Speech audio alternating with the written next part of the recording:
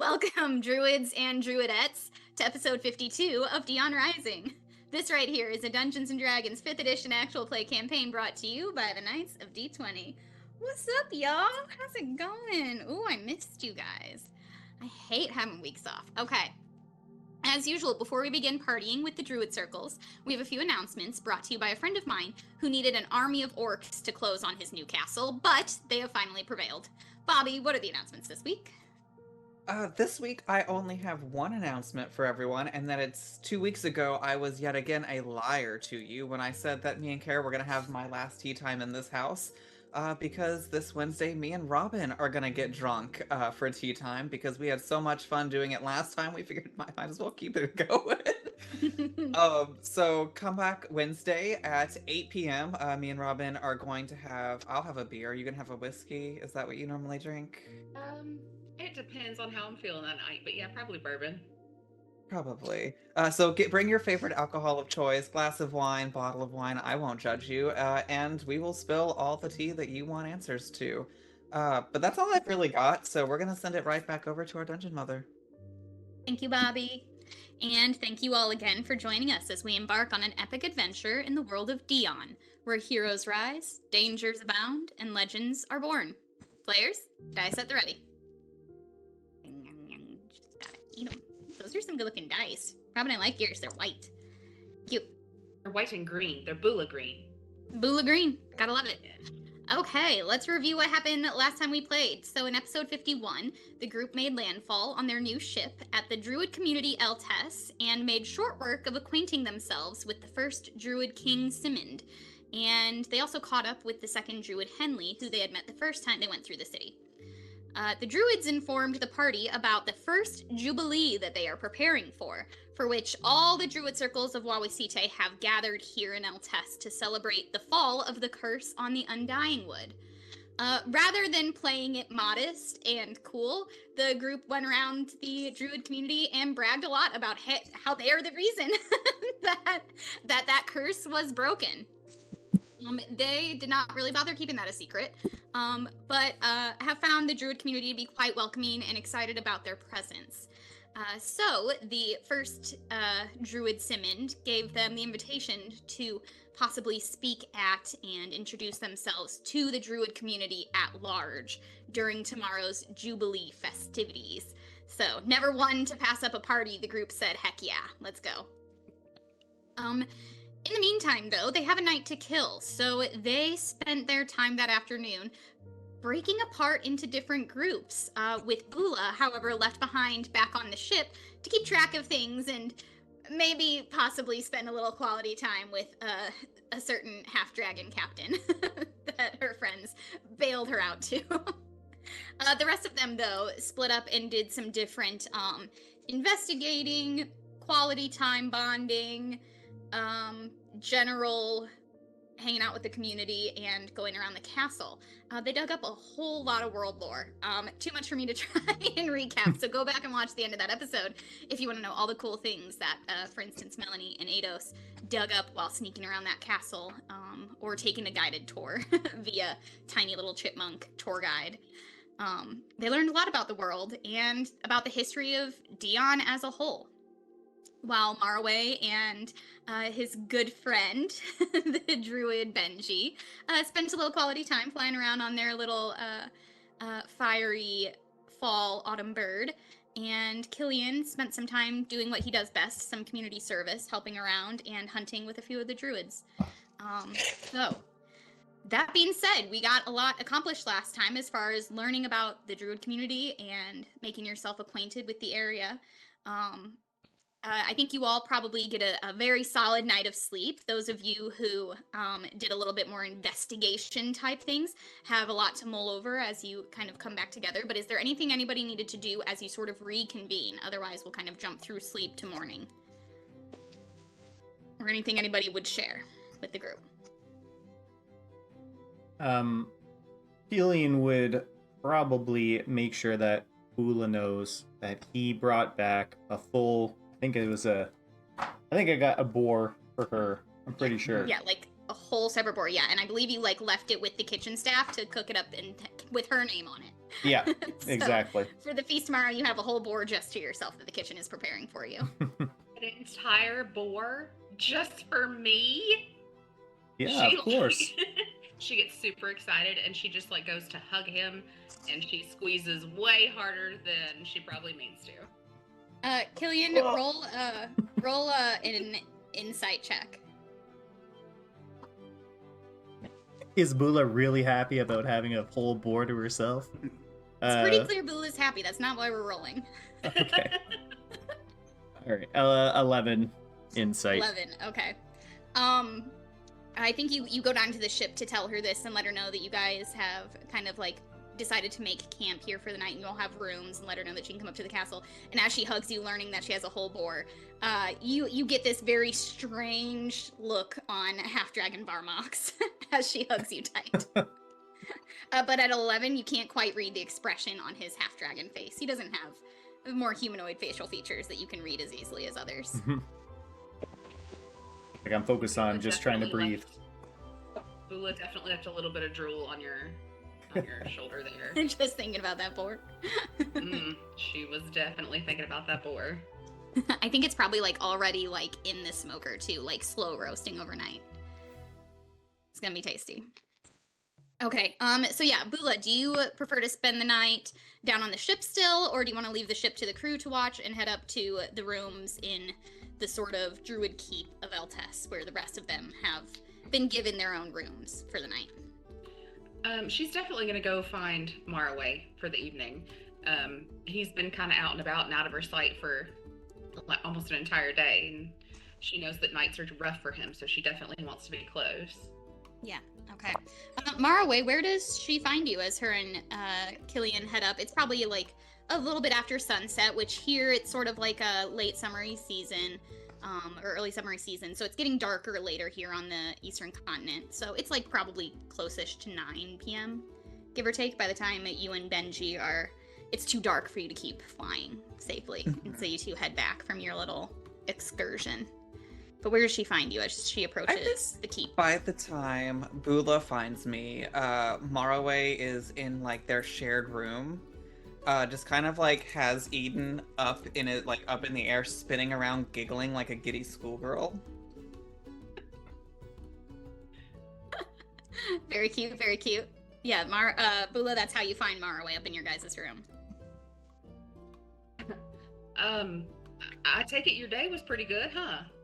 Oh, Bula, I had the second best day of my life ever. It was so exciting. Let me tell you about it. And I think he's just gonna grab her arms and pull her in there and like plop down on the bed. And she just absolutely is letting him just gush all of his excited feelings out. She's just smiling at him and encouraging him. And then what?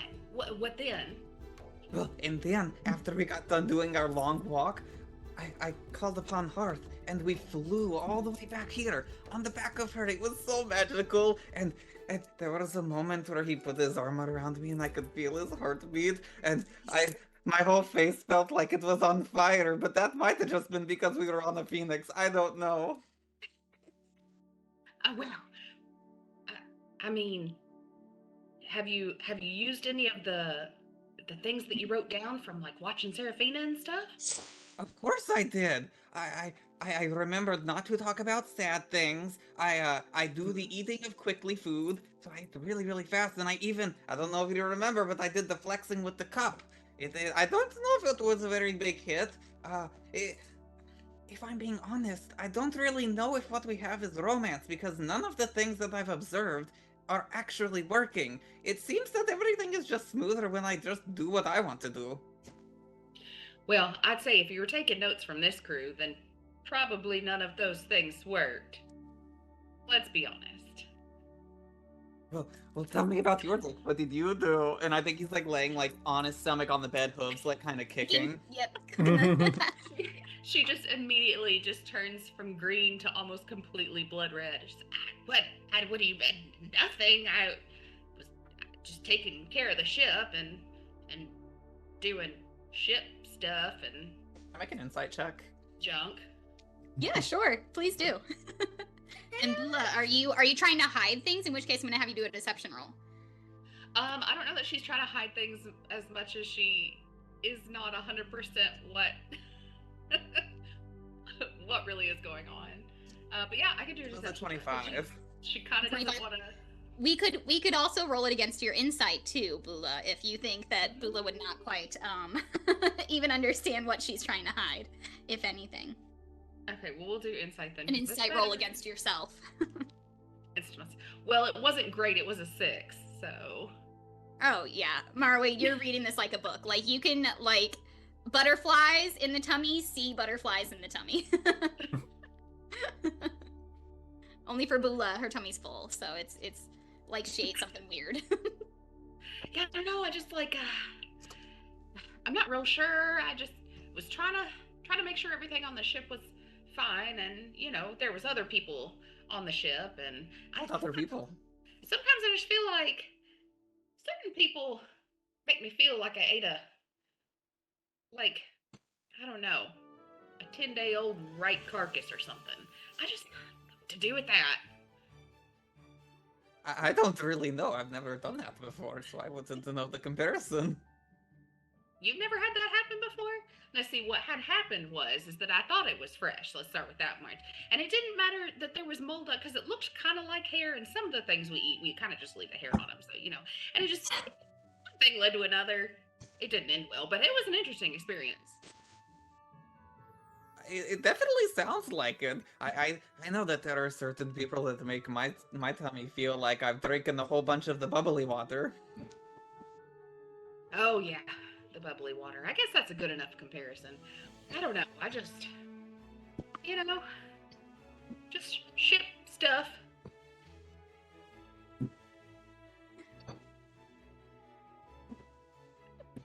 Yeah, I think Marway knows exactly who's on that ship. Well, it is really good to see a smile on your face. You should wear it more often. And she just kind of pokes her cheeks like, does it? Oh, let us get some sleep, because when I wake up, I get to see my bubbly belly person, and when you wake up, you get to see your carcass belly person, and then we can see exactly what is going on with it, no? I guess. Yes, sleep. That's definitely what we should be doing. I heard there's festivities tomorrow. That's what I've been told. It's gonna be lots of food and games. It's gonna be a lot of fun, so perhaps we could, I don't know what they call it, but when two people hang out with two people together and they do fun stuff together, we could do that. I mean, I feel like everybody's just gonna be hanging out together, Well, we with could do that too. everyone. And ship stuff. Okay, good night. She just, Good night. And he just rolls underneath the bed. She's still just kind of poking her cheeks, like, Probably starting to hurt. Okay. Yeah, eventually, Killian, you walked back with Bula, I would assume, and went to your room, and eventually, I think Melanie and Ados come up with a nightcap to get to your rooms. Yeah, unless you have anything else you need to accomplish. You gotta... Go ahead. Yeah, I think I'm just annoying Serafina by regaling her with all the information that I found from my very illuminating tour. Yeah, I think you guys fall right back into your Luminara Collegium days, and you're just telling her the thing in this history book that you just read, because you know all the lineages and you know the gossip, and you see history as gossip, and Seraphina's just I don't know what you're talking about, nor do I care. Exactly. So it's you guys are very much it's like you're 20 years old again, learning at Luminara. Learning. Okay, and you all turn in for the night. I think I had her tell you, but second Druid mentioned that the first festivities kick off at sunrise. And you would all know that the first festivities start with a rather fun sort of Druid Circle versus Druid Circle competition of some sort. So everybody go ahead and make sure you have your long rest put in. Make sure your spell slots are up to date. You have a big day ahead of you as soon as the sun rises. So, that all being said, morning comes sooner than some might like, but you note that there's this, like, bald eagle that comes from window to window, these, like, big open-air windows in each of your rooms, and people think bald eagles make that majestic, like, wah, like, cawing, but they don't. They sound crazy. They sound really stupid and little. So this eagle, like, lands so majestically, and like you can all kind of poke your eyes open in the dark to see this beautiful bald eagle sitting on the windowsill. And just when you think like that's the biggest, most majestic bird I've ever seen, it goes to wake you up as an alarm. And then it flies off to the next window, and you hear it a little further down. You hear the next person go, "What the hell?" As you all wake up to a bald eagle alarm sent around by the druids to wake everybody in the keep. And eventually it flies off and starts to wake up the camps to signal that the festivities have begun. Maraway, do you still have points of exhaustion on you? Always. Yeah, drop 1. You spent Okay, yesterday... So that leaves me with just 1. Yeah, you spent yesterday feeling such joy and safety and doing, for the first time in a while, for the first time in probably months, doing what you want to do. First and foremost, without thinking about other people and what they need or what your tasks are and what's waiting for you in Fairy and all the different things that usually rattle around your head. Last night you spent a night for you as opposed to all of that. So take down a point of exhaustion there. You're down to 1. And the rest of you, everybody starts to rise and get ready for the day. So I do need to ask, what does everybody want to wear to the Druid Jubilee? The first Druid Jubilee, knowing you will be in the spotlight by the end of the day.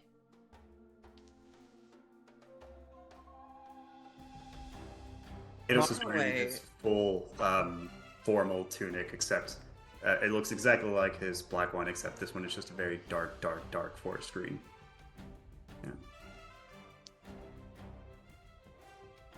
Yeah.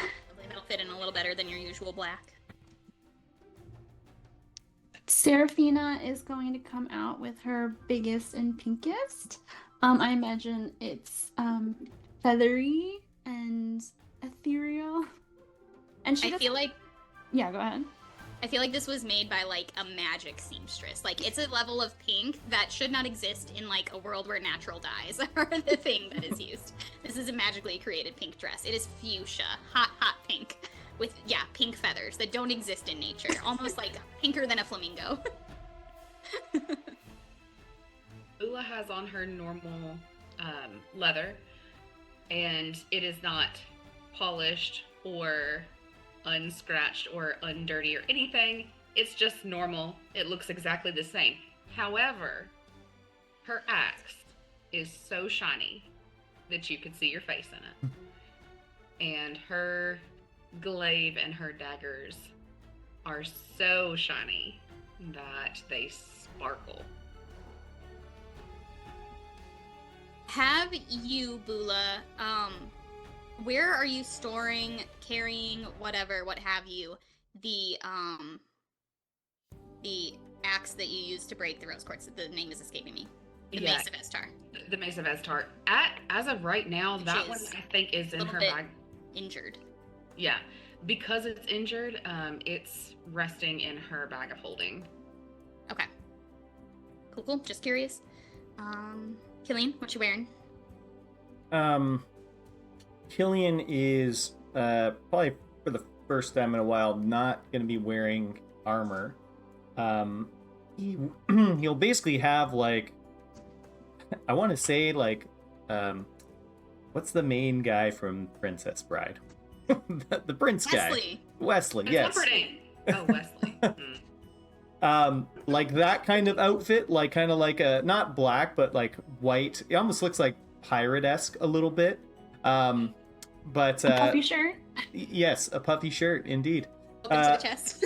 Yep, so showing some of the plumage going on. And he's got like his like leather boots on. The pants are exceptionally tight. and but still mobile. But that's what he's wearing, and he does still have the chain on him though. But outside of that, that's all he's got on. Relatively unarmed. Okay. Yeah. Marway, last but not least. Marway only has 3 outfits. One of which being his swamp rags, one of them being a very formal black robe, and the other being a lovely orange flowy robe. So I think we're gonna go with the orange today. Because since, everyone is kind of representing their people, I think with him having his Calendula orange robes, that's what he's gonna wear, because that's the color of Sanctuary. Okay, I love it. All right, and all of you having gotten dressed, start to sort of filter out into the hallway and see each other emerging. And you can kind of follow the sound of activity. It's still like the sun is just about to rise. Like the sky has started to turn that sort of purple of early morning. So you can follow the noise of activity and sort of bodies moving down toward the courtyard and out toward the gates of the keep. And down there, you pretty easily spot second Druid Henley sort of directing people, pointing them out toward the woodland and saying, Yes, the relay will be starting shortly. Please gather up with your circle and elect your champions. It's a 4-man race, so 4-person race. So please select your 4 champions who will be racing today. And if you need a support, you're welcome to select one for that as well, for someone to sort of throw a wrench in the works. Get creative. So please go join your circle, decide who's going to race, and line up. And she sees you all come down, and they say, "Oh, hello, good morning. Did we all sleep well?"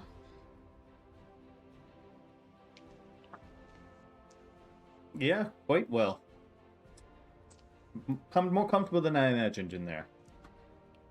Don't know what I was thinking I'd see in there, but quite comfortable beds. Yes, well, we have access to the best feather mattresses, and the feathers are all ethically sourced from living birds who offer up their feathers for our mattresses and pillows. So it's the finest down this side of the ocean. And we're glad that you're comfortable. Yes, so the first event of the day is going to be the Relay of Beasts. You're certainly welcome to simply watch. This is an age-old tradition, sort of. It's usually the younger folk who participate in this, or the children who have just started to, not the children, the young adults who have just started to find their wild shape, or just earned their first familiar. It's sort of a rite of passage, but regardless, it is an old friendly competition between the circles that we like to run. And yes, if you all would like to just simply observe the relay, you're welcome to. However, I know that you have accomplished many great deeds since arriving in Wawasite, so if you would like to participate, it would be a great way for the people to start to talk about you and get to know you a bit before you give any sort of speech at dinner. Is that something that interests you? Maybe you could explain the rules a little bit more. How many of us would need to participate? Certainly. So typically this is a race of 4 animals. If none of you have wild shape capabilities, then you're welcome to speak to one of our transmutation experts, and they will modify your shape. But you should select a squirrel, a bird, a kipper, and a raven to participate in the relay and take a challenge. And each circle, I am going to pretend as if you all are a circle and your companions and your ship crew. You're also welcome to pick a 5th to sort of support magically or otherwise as you see fit during the race. So that person should be both dexterous in order to keep up with the race and also adept at supporting each other. That's so the 5 of you could participate, or you're welcome to invite a member of your crew if any of you would like to sit out. So we would be transformed into one of those 4 animals? Correct, yes. The squirrel will be taking to the trees, the boar will be on land, the kipper will be swimming upstream in the river, and the raven will be flying. Okay. Killian will just look back to everyone. So, Who wants to be turned into a fish? Is a kipper a fish? Kipper is a fish, yeah. They're little river fish. A kipper is a sandwich topping. That's what that is. Yes, they are. Yes, they are. Kippers are sandwich topping. They're like little sardines. I will be the raven. If I have to. If I must. If I had picked any other bird, would Ados have decided that? Or did it have to be a raven? He did feel his stomach kind of slowly dropping until he heard raven, and he said, "Oh, maybe it's not so bad after all." The sharpest dressed birds. I don't mind to be a squirrel. I always kind of wanted to scamper. So we get a squirrel, and then what was So the we've got fourth a one? kipper and a boar are the last two. Well, I think Seraphina would make a fantastic boar. Ah, I'm not sure I know what you mean, but if I must.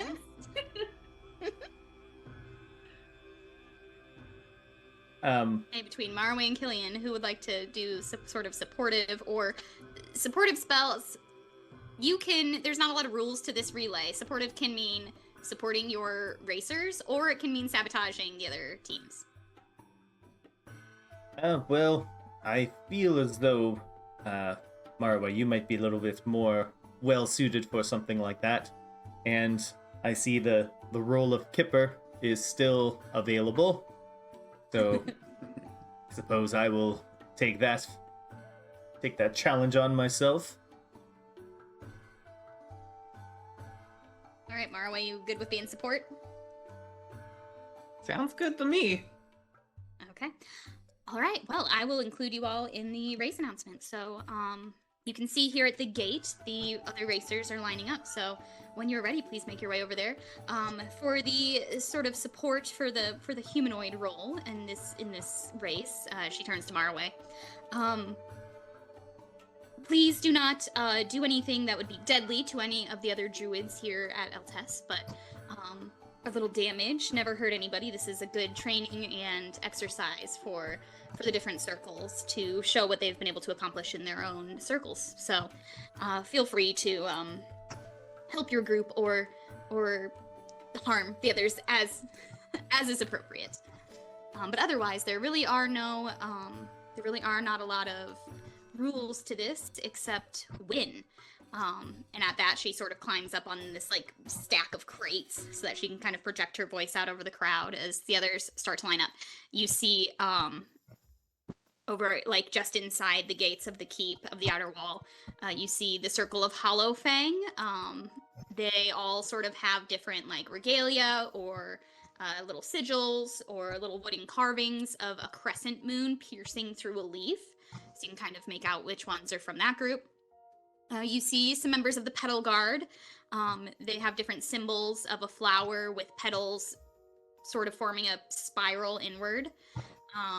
You see the Circle of the Wild Crown, which you all know to be Benji's circle, with the stag's antlers interwoven with ivy. So you see those groups. Oh, and the Mycelial Circle, with their symbol is like a ring of glowing mushrooms forming a spiral as well.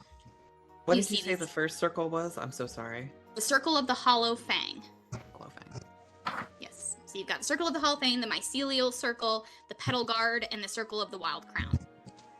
You see them all starting to line up while you see there's like a couple hundred druids that have gathered here outside the gates, all lined up, and they sort of like have split the way down this sort of naturally worn path into the woods themselves. And second druid, Henley, climbs up onto this box and sort of projects her voice out over the crowd and says, in the name of the first druid Simond and all the circles of druids of Wawasite, we call this first Jubilee of Wawasite Circle Druids to its engagement. And the whole crowd cheers, and you hear like beasts roaring in the crowd, you hear birds chirping, you hear all these different animals also rising up, stamping hooves out in the crowd. She says, our first event, as is appropriate, will be the Relay of Beasts. Players, please take your positions and take the form of your animal. And you see some of the druids lined up near you guys are just using wild shape to shape into their beasts. Others, there are druids who look to be druids of like the Wild Crown, sort of putting on different big magical amulets onto the others that immediately changes the shape of those who don't have wild shape necessarily. So they come over to you all and they ask you to name which of the animals, which of the beasts you're each going to be. And they hand you the amulets rather than putting them on you, and they point you down the path. And so to Eidos, they say, you are the Raven, so you will be the final in the relay. So you are going to head about a mile out into the wood, and you are going to climb the large pine tree. You can't miss it. It's the tallest pine tree in the grove. And you will be racing via air toward the grandmother maple. And the grandmother maple, while you can see, like, you can kind of see from here the tallest pine tree, the tallest, like, conifer tree. Grandmother maple is, you know it as soon as you turn and face the woods, because, like, the trunk itself rises up higher than the rest of the woods before the branches even begin of this massive maple tree. It is huge. And it's probably, it looks like a big old redwood, like you could drive a car through it if cars existed. They hand you your amulet, and you're welcome to either fly out there or you can walk out there to take your place on the pine tree, and you'll be racing for the maple as the last in the race. To Killian, the kipper, they say, they hand you your amulet, and they say, you are going to go to where the creek meets the stream out in the wood. You will be the third in the relay, and you will be swimming upstream until the creek meets the tallest pine tree, at which point the Raven will take the relay stick from you and move along. And so they point you in that direction, and you can walk out to where the river sort of meets a small stream and sort of a fork. So you'll be swimming upriver from there toward the tree. They turn to Seraphina, who's going to be the boar, and hand you your amulet and say, you are going to traverse the woods. You are the second in the relay. So you're going to head out just about a quarter mile here. And you're going to see we have just marked off with yellow chalk multiple trees. That is where you will begin, and you will be following the yellow markers through the woods until you find where the river meets the creek to hand off to the kipper. And the first in the race, last but not least, the squirrel, my tall lady. They hand you your amulet, and they say you begin here at the gate as the boar, and you will be traversing the ground, you're the squirrel. You will be traversing the trees. So you're going to climb up onto the top of the gate, and where the branches are growing over the wall, that is where you will hop into the trees, and you will make your way from tree to tree, following, again, the yellow markers. We've tied off ribbons along the trees. You can kind of see from here, there's ribbons tied along branches of different trees going toward sort of the relay point. And that is where you will hand off to the boar. Last but not least, the Raven, since you are going to be the final racer. When you get to the Grandmother Maple, your job is to find the best helicopter seed that you can, the like maple seeds that do the spin thing when they drop. Find the best maple seed, the best helicopter seed that you can, fly up above the tree and drop it, and the first seed to touch the ground will be the winner. Any questions? Seraphina holds up her amulet and asks the druid, can this make me into a cute boar? I want to be the cutest boar in the race. These will transform you into, if this was the animal you were born as, you will still maintain your spirit and essence. So you yourself, I hesitate to offend you by saying so, you are quite cute. So I imagine you will be a quite cute as a boar, if you consider boar cute at all. I'm so excited. I'm gonna be like a boar model. We can always just slap a little lipstick on you when you're in your boar form. Thank you. Okay, and I am copying and pasting. You're all welcome to look it up yourself, but I'm just copy and pasting the quick into our Discord channel little stat sheets for each of these wild shape animals. Is you'll have your- Benji any of these animals? Benji is not participating. He chose to sit this one out, and you can see him out in the crowd. He's like pretty close to the front. He sort of waves at you as he sees you guys lining up. He is standing with his druid circle, and sort of chatting with some of the people who were in his circle, but he wants to observe rather than participate today. Before everyone takes off, I would like to use a 3rd level spell slot to put Longstrider to give Bula, Eidos, and Seraphina all an extra 10 feet of movement per turn. And that's Okay. not concentration, so it's not gonna fuck up any of my other stuff. Perfect. Very smart. Also, Okay. before we go, Seraphina is going to call up to Henley, who's like standing on top of, was it crates or something? Yeah. Would you mind watching Glitterbell while I turn into the cute boar? And she's gonna like hoist Glitterbell up towards Henley. She sort of like like bodily picks up Glitterbell and just like there's not enough room, so just holds her, this big like dog-sized baby dragon, and says, yes, I'd be happy to watch your beast, absolutely. Hello, Glitterbell, it's good to see you again. Glitterbell like, starts licking her face. Oh, okay. Yes, happy to. Okay. And she yells out, let the relay begin in 3, 2, and you all like head out to go to your different points. 1, begin! And so Marway, you can pretty easily keep up with this group, but we're gonna start off with the squirrel, Bula. You're up on the wall, and I'm gonna have you roll a series of dexterity checks as you jump from tree to tree. Or you're welcome to tell me how you're going to navigate this in any way that's creative, or we'll give you a leg up.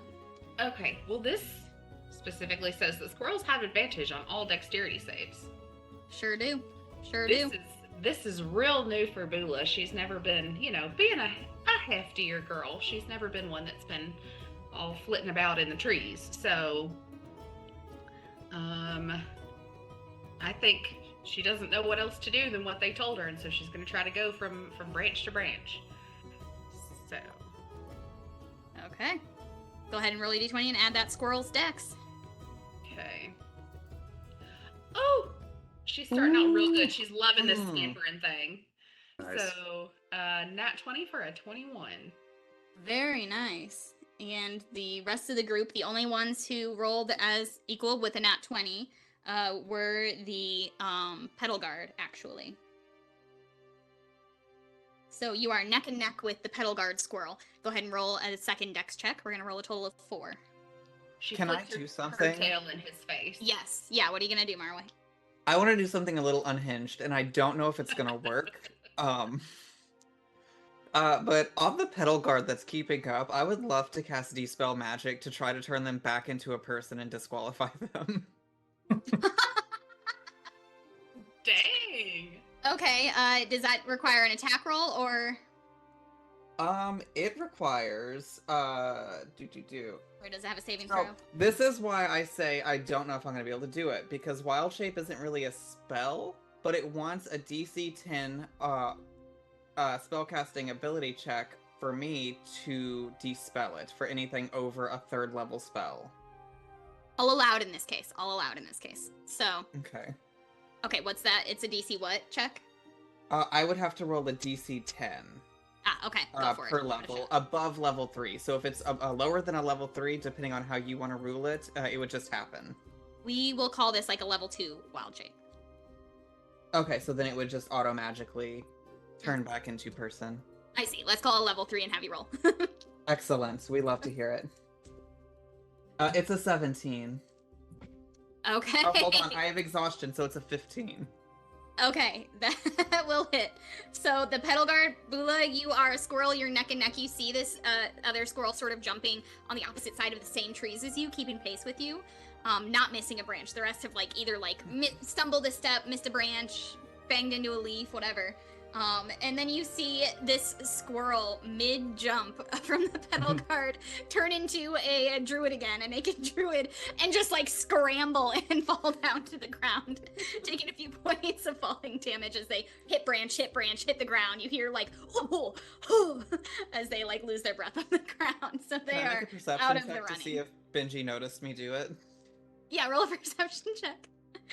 You know Oh, my that like head's the in the druids game. are I like don't know. I got a moving 5. alongside you all to watch. 5, yeah. You can't see him in the crowd. You've lost sight of him. But the druids are following the race and all yelling and cheering for their individual circles. Okay, let's do the, what was your second dex check? Have you already done the second, or did I Mara only haven't hit done that it yet. first? Bula's Okay, let's do that eyes second just dex get check. Bula's eyes just get like huge when she sees him like turn back into a burst and fall. She's like, "Can that happen? Is that?" Ah! She like puts on a burst of speed so that she can get out of these trees before she randomly turns back. She's just like freaking out just a little bit. Yeah, all right. You're moving across your second tree and going to jump into the next tree. 16. 16. Okay, I've got an 11, a 15, and a 2, so you are still in the lead. Well, yeah, she's got freaked outness on her side now. Yeah, now you got some adrenaline going. Okay, the third tree is coming up. Let's roll. I'll let you choose either Dex or Athletics. This tree is a little bit further away. I don't see athletics on this list of the squirrel, but I have acrobatics. Yeah, that'll work. Okay, yeah, definitely that. Go for it. Yikes. Okay. It's gonna be 12. Okay, I rolled a 17, a 16, and a 4, so Yeah. let me do some quick math here.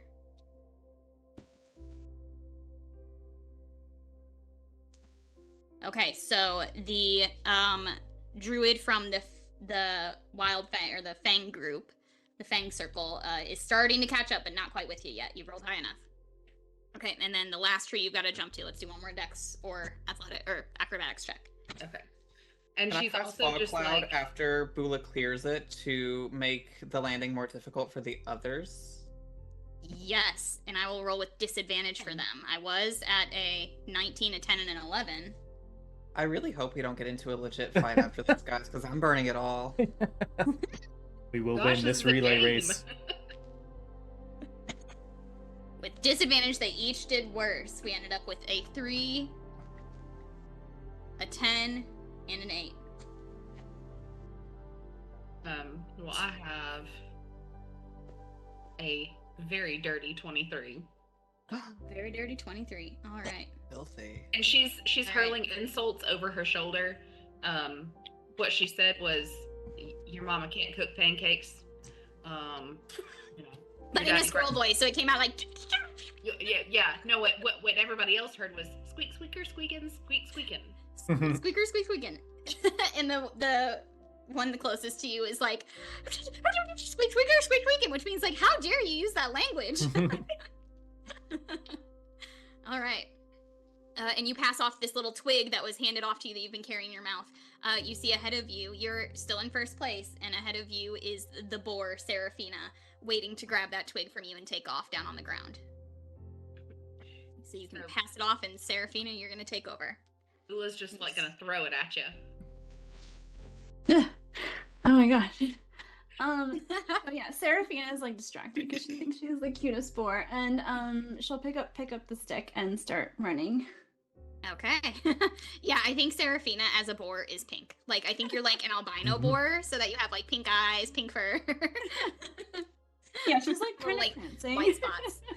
Yeah, you have like very cute little curly tusks. Okay. What you're going to have to do first is a dexterity check just for speed, taking off running through these woods as a little angry, fat little boar.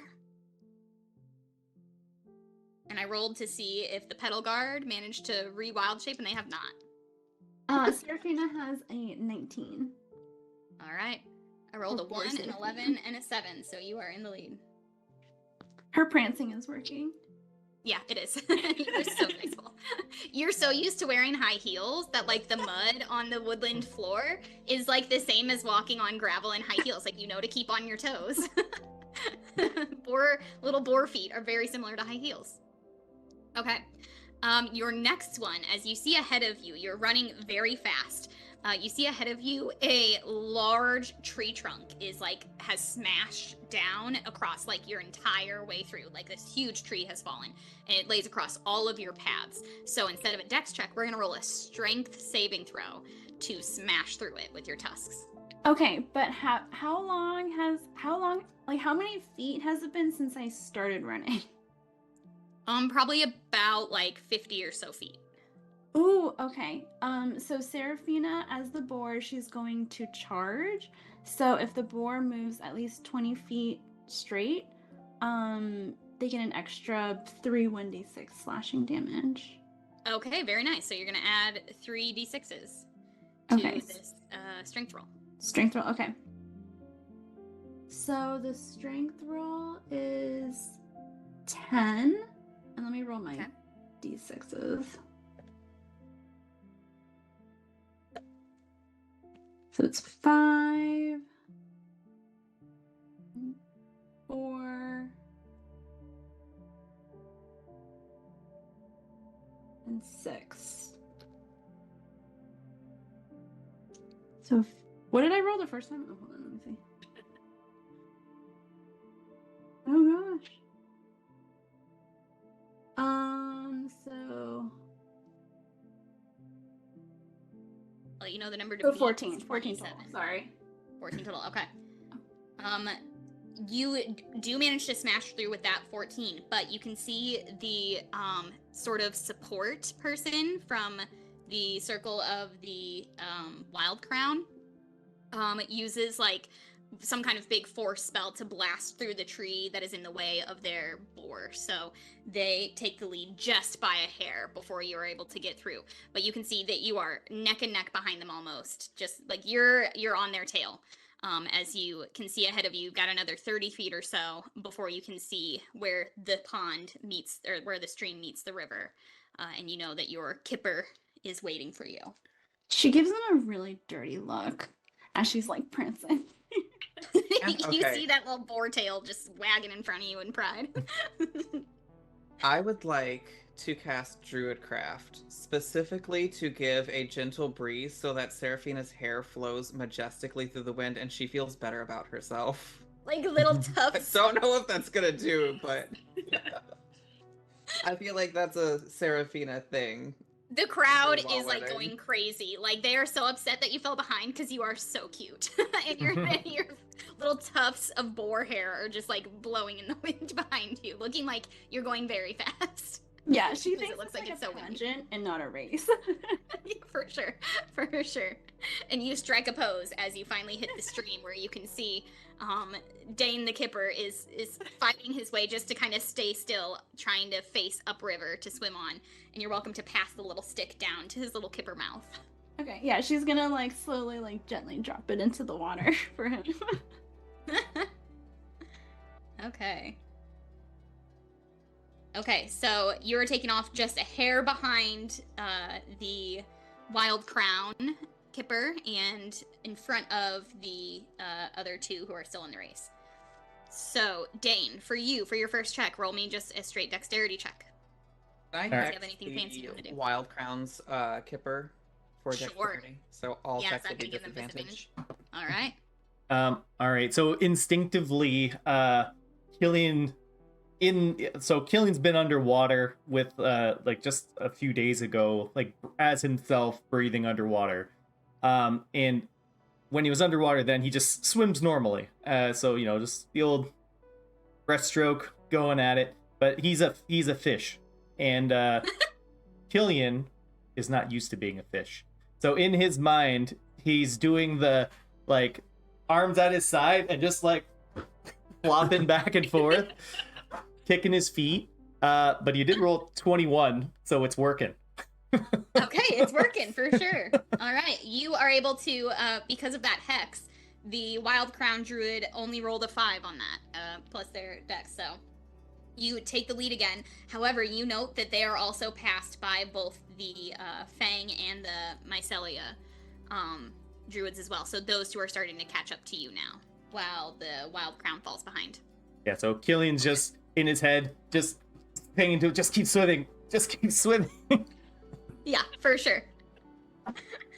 Okay, roll another dex check for me, please. Or you can roll a strength check as the water starts to rush a little bit, so you're fighting a little bit harder to keep going upstream. All right, but on that one, it's just an 11, as my fishy muscles aren't strong as he wants it to be. I rolled 2 18s, of course, for the Fang and the Mycelia. Okay, so you are passed in this round by 2 of the groups. You're very close to them still, but you're passed by everybody except for the Wild Crown and the Petal Guard, who have not rejoined the race. But ahead, you see a bear. Hard to tell if it's a druid bear or a wild bear, but you see like a brown bear out in the water, catching wild like salmon as they jump, trying to go upstream. And you are going to have to, that is where the rapids get pretty rocky, so you are also, as a kipper, going to have to jump past the bear to get further upstream, where you can see the raven is waiting down at the bottom branches of the tree for the stick. Killian, if you die here, I swear. What I'm gonna need here There you go, is there you an go. intelligence saving throw to avoid being eaten by the bear, to find the best place to jump past without being the one that it catches. Okay. All right. Okay. I'm gonna use my own stats, because a kipper is a -5 to intelligence. Yep. If So- it makes you feel better, the others are kippers too. They also have that -5. Ooh, and I rolled real good for them. Oh, great. Just what I'd like to hear. That's gonna be actually a 14. Okay. Woo, okay, it gets even closer as the Wild Crown catches up, the Fang falls behind, and the Mycelium falls behind just a little bit as well. So you rolled better than the 2 who had passed you, but the Crown and you are neck and neck as you approach the Ravens. So this is gonna come down to it. And Raven, as soon as you see him sort of reach the point of no return here on the river, you're welcome to swoop down and grab that stick and keep the race going. Can I cast Entangle on the other Cast ones? Entangle. I do. Yes, is that a so saving they're throw? all gonna have to make a strength saving throw. Are you doing this against the Ravens or the Kippers? The ravens on the tree Okay. branches. Okay, what kind of saving throw? Strength. Okay, they have a -4 to that. We love to hear it. Killian, as the kipper, to pass it off to Eidos, he's going to like try his best to like breach out of the water, but he's a little tiny Yeah. kipper, so it's like a little like a water drop basically. And then he just like with his whole body just hurls it into the air. Flip yourself out of the river and you're just like flopping on the riverbank with this Yeah. Just little gills going. Okay, those saving throws, Bobby, were 15, 9, and 10. They all fail. They all fail. Okay, what is the consequence of that for them? The consequence of that. It's a great question. I should have read this more thoroughly. they're stuck. Restrain condition until the spell ends, which is up to 1 minute. On each turn, they can make another saving throw at the end of Okay. their turns. Okay, I think Oh, there's me stuck there for a minute. I think one of the druid supports, I think the druid support for the Wild Crown is going to cast Thunder Wave to try and blow Eidos out of the air as you swoop down to grab that stick. So, Eidos, you're going to need to roll a Constitution save. I stick a -1 to those. Ha! And I rolled 1. Nice. Oh no! Oh no! Yeah, I am trying to impress Benji here. Come on. Look, I'm uncomfortable, okay? I've never been a bird. Neither have I, so. Okay, you are going to take some thunder damage.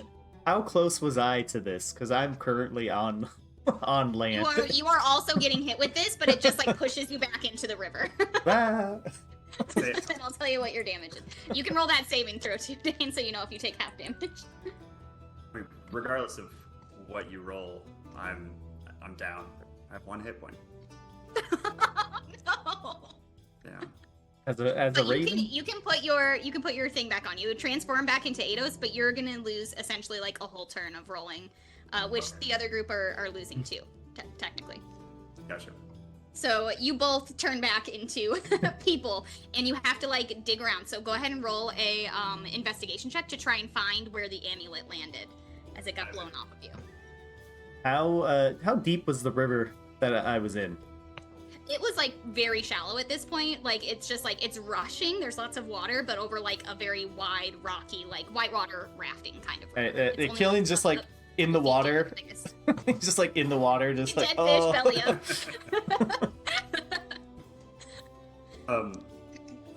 Eidos drops down to all knees, and he instantly realizes how muddy this bank is. And he pauses for too long. I rolled a 2. A 2. Okay. So it was 1 minute for your thing, right, Bobby? Yes, a full minute. Okay, so that's 6 rounds. So we're 2 rounds in.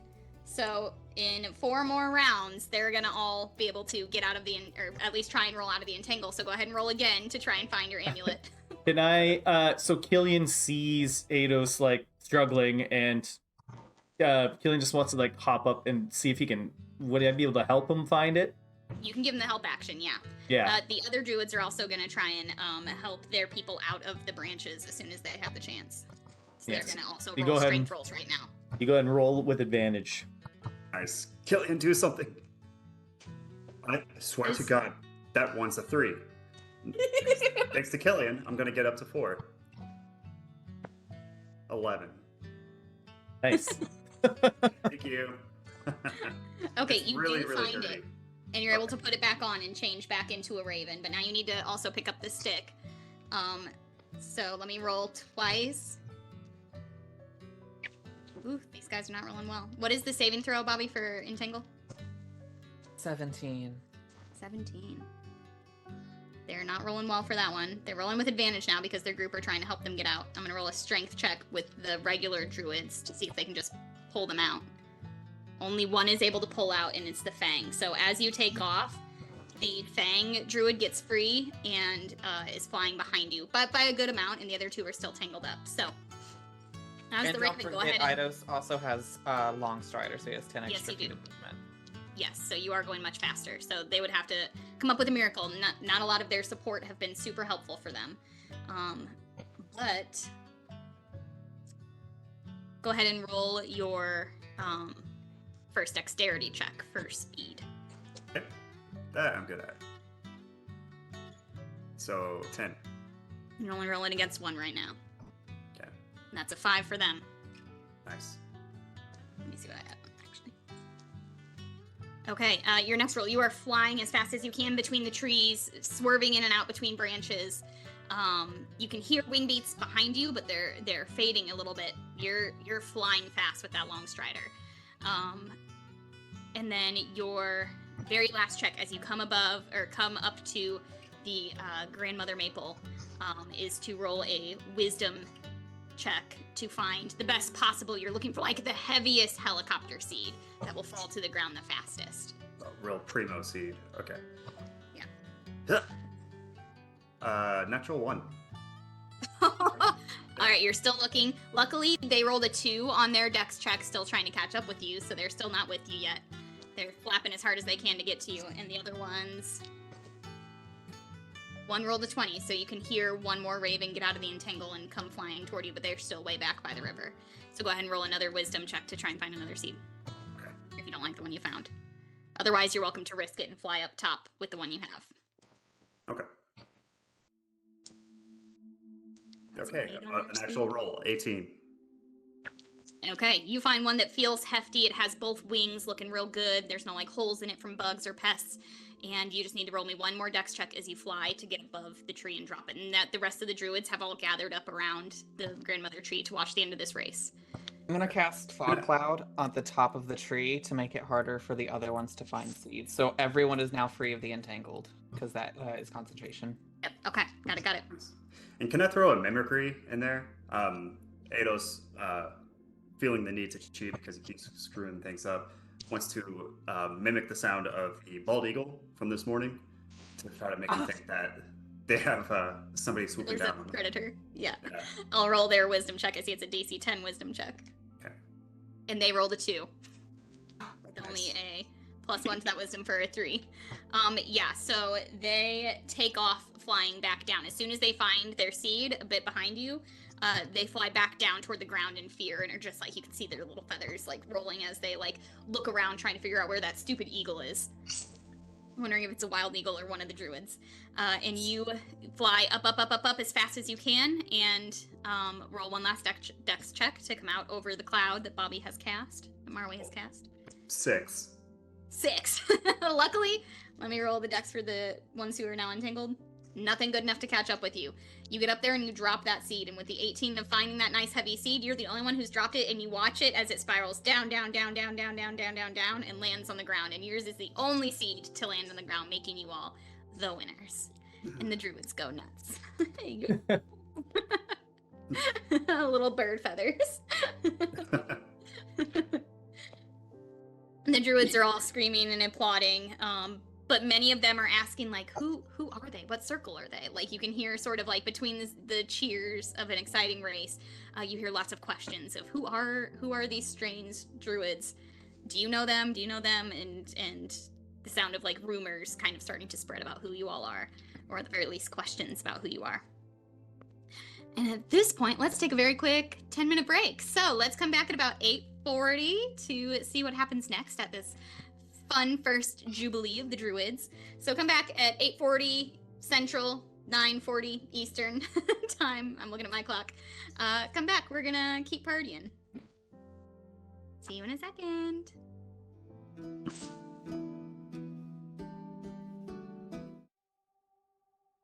Welcome back, Druids and Druidettes. Thanks for waiting around, giving us a little bio break. Oh no, we're all in different places. I told you, I gotta That's all shuffle it around. topsy-turvy. We are a very confused Brady bunch. Hi, welcome back. Technology. We love it. We love it. We're trying out different video platforms, and boy, does it look clear. Boy, does it sound good, but we're working out the kinks, people. Thanks for waiting. Okay, so where we left off, the party has just won the Relay of the Druids with some very fancy spellcasting from Marway and some very fancy swimming and running and flying and more running from the group and jumping. So you came out on top, defeating all these druid circles and their most excellent champions. So, that being said, it seems this is sort of a point of pride for the druids. People are applauding and seem very impressed by all of your prowess. However, you also hear the sort of murmurings and whisperings of people questioning who you all are. So as the race sort of wraps up and you see a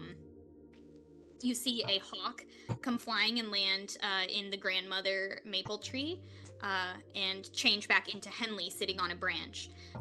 And she sort of announces over the group, the winners are, and she kind of like leans into you, Ados, as you like take off your amulet. She takes the amulet off of you, so you turn back into Ados sitting up in this tree with her, and the rest of you sort of gather around in your human forms down on the ground. And she like leans into you, Ados, and says, do you all call yourselves anything? Do you have a circle title? Yeah, guess it's just Ados and the Jets. Ados and the Jets! What is a jet? Doesn't matter. Ados and the Jets, the circle from outside of Wawasite. I think you all may note that these are strangers to each of you. They are not from any of your circles. In fact, I don't believe any of them are specifically druids. Except Benji, like, sort of like, kind of gives you a look out in the crowd our way and rolls his eyes a little bit. And she says, she looks down at Seraphina. And Seraphina, this is the first time she's really made eye contact with you since you've kind of been back. But she looks down at you, and Glitterbell comes, like, trotting up behind you now that you're back to people form. And she sort of looks at you expectantly, sort of questioning. Would any of the Jets with Ados like to introduce yourselves to the crowd? Seraphina will step up on the crate with Henley. Sure, people people shuffle in some crates for you. You're so charming that people are just ready to go for you. Sort of pick you up onto a tall stump. Yeah. Serafina will look at the crowd and do like a little pageant with you. They hush as they're all still kind of like gathering up from being along the trek of the race. Hello. This is my first time hearing that we are called Ados and the Jets, because I would have named us Serafina and the Jets, but we can discuss that later. As you all probably already know, my name is Serafina Blackthorn. Yes, I know you've all heard of me. And yeah, we're just here visiting and celebrating after Serafina and the Jets finally got rid of that terrible curse. And we're so excited to be joining in all of your festivities and hopefully winning some more competitions and celebrating with all of you.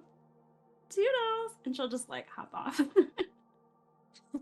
You see there's a druid like in the river like fighting off the bear that like tried to eat her as she jumped through as a kipper. And she's like pushing the bear away like, stop, go away. And she's like, curse. She's like from the back of the crowd, what curse? Okay. Serafina will step back onto her crate. Oh my gosh, there was this really terrible curse in the Undying Woods, but thanks to us, You hear a big things like got murmur go through the better. crowd. They broke And that. Serafina will jump off. The crowd like all like starts talking amongst themselves, and then sort of a lot of them turn back to Henley for clarification, and Henley says, yes, we have confirmed with this group, and the story that they've told aligns with the fact that the Undying Wood curse, which has been lifted this moon, was lifted by none other than Ados and Serafina and the Jets, through their magical prowess and expertise. So, though we did not know it when we planned this First Jubilee, we now honor them with this First Jubilee, and annually, every Jubilee after, we will remember their names. And the crowd cheers and shouts, and you hear a lot of people talking amongst themselves. A lot of them roll insight as you kind of like listen to this crowd murmuring amongst themselves. You all can. Everybody? Yeah. Okay. Healing got 11. Serafina has a 3. Both rolled a 9. Oh, I got the best one, 14. There's like an air of some disbelief, but you guys see like, especially like the circle of the Wild Crown, like Benji is sort of like talking amongst them, being like, no, I was there, I was with them, like it's true, they're the ones who did it, and I could tell you how, but that's gonna take a longer story, maybe over the campfire tonight. And he's kind of enjoying the prestige of like being someone who's there with you all, as well as a member of one of the Druid circles, having a bit of social credit here in this particular group. And eventually Henley just sort of waits patiently for the crowd to like die down, for the murmurs to die down, and she says, well, we've all gathered here to celebrate the First Jubilee. We have some downtime for reconnecting with the other circles who we don't often make the time to do, and haven't often had the opportunity to, with the curse hanging over our heads for so many eons.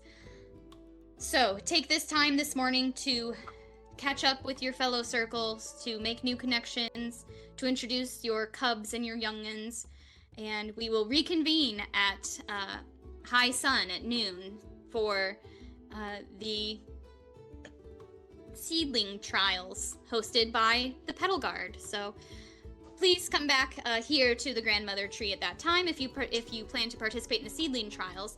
Otherwise, I believe each camp has their own different festivities you are all welcome to partake in, so please intermingle. Do not let the circles remain separate any longer. Thank you. We will see you all at high noon. And she goes sort of hopping down very nimbly from the Grandmother Tree, leaving Ados up there sitting in his green. And the crowd starts to kind of disperse, and you know people from different circles are like going and like finding different friends and allies and people that they know within other circle groups, and the circles, these big crowds, are starting to like intersperse with each other, and all sort of breaking off into different areas of the woods. So would you all like to reconvene as a group? Would you like to head anywhere in particular? You sort of know there's different camps throughout the grounds, the woodland grounds for each of the circles. Or you can head back to the keep, which is where the Wild Crown, and you see Bobby, you see Benji come over to you to kind of see what you all plan to do.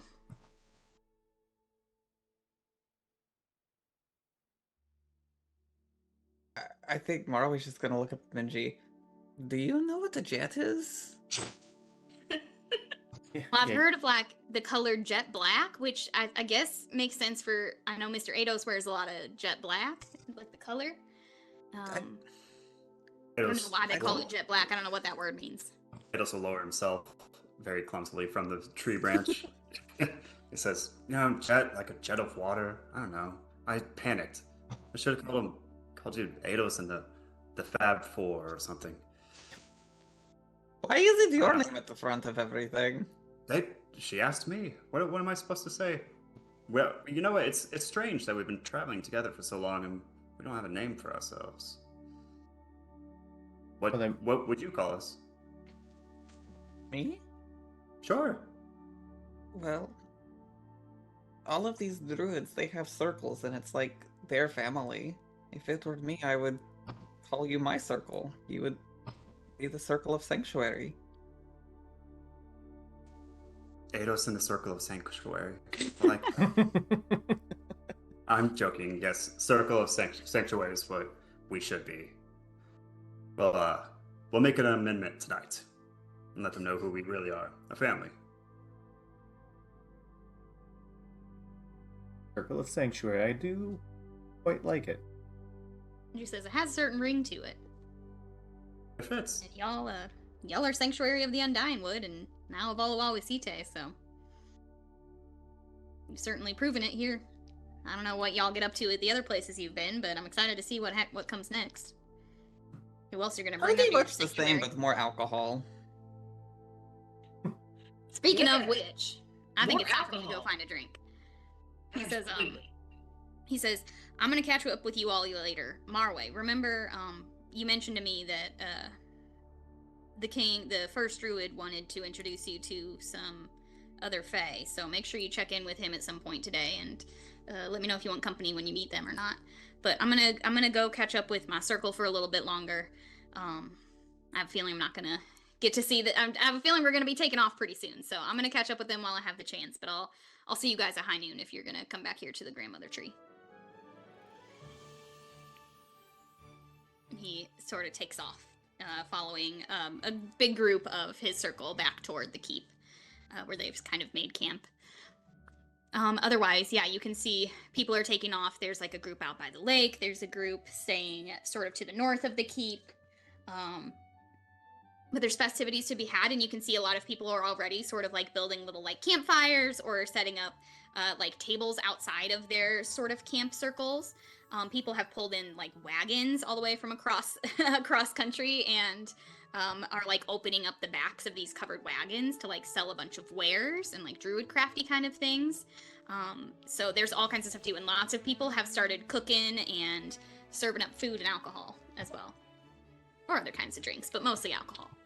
And you note pretty soon as you're like exploring your options, as you guys are kind of walking through this sort of like fairground kind of environment, a light layer of different like smokes, different like weed smokes, tobacco smokes, all kinds of things being partaken of around the area. Some sort of naturally herbal, long pipe, smokable objects. I have a and you- very important question. Please. Where's Varmax the Severed? Varmox is severed. Roll an investigation check. See if you can spot him in the crowd. He should be pretty easy to find. These druids are all. It's a big variety of types of people here, but not a lot of half dragons walking around. It's an 11. An 11. Okay. I think it takes a little while for you to spot him as you like actually begin looking for him. But you guys are out by the sort of out in the hill area a little bit, and where the Hollow Fang, where the Circle of Hollow Fang have made camp, you spot Varmox like telling sort of like exciting battle stories and exchanging different anecdotes with a bunch of these like very compared to the others, especially these very rugged looking druids. They almost look like more like rangers than druids in their garb, in their sort of weaponry, and their ceremonial. They're all wearing like fur cloaks as if they're from the north. Bula tells Marway, she's like, look over there, but don't make it obvious. No, Two horns, the bells. I said, don't make it obvious, Marway. Come on, man. I'm gonna roll his perception. That's a nat 20. That's me in real life, just so everyone knows. That is me.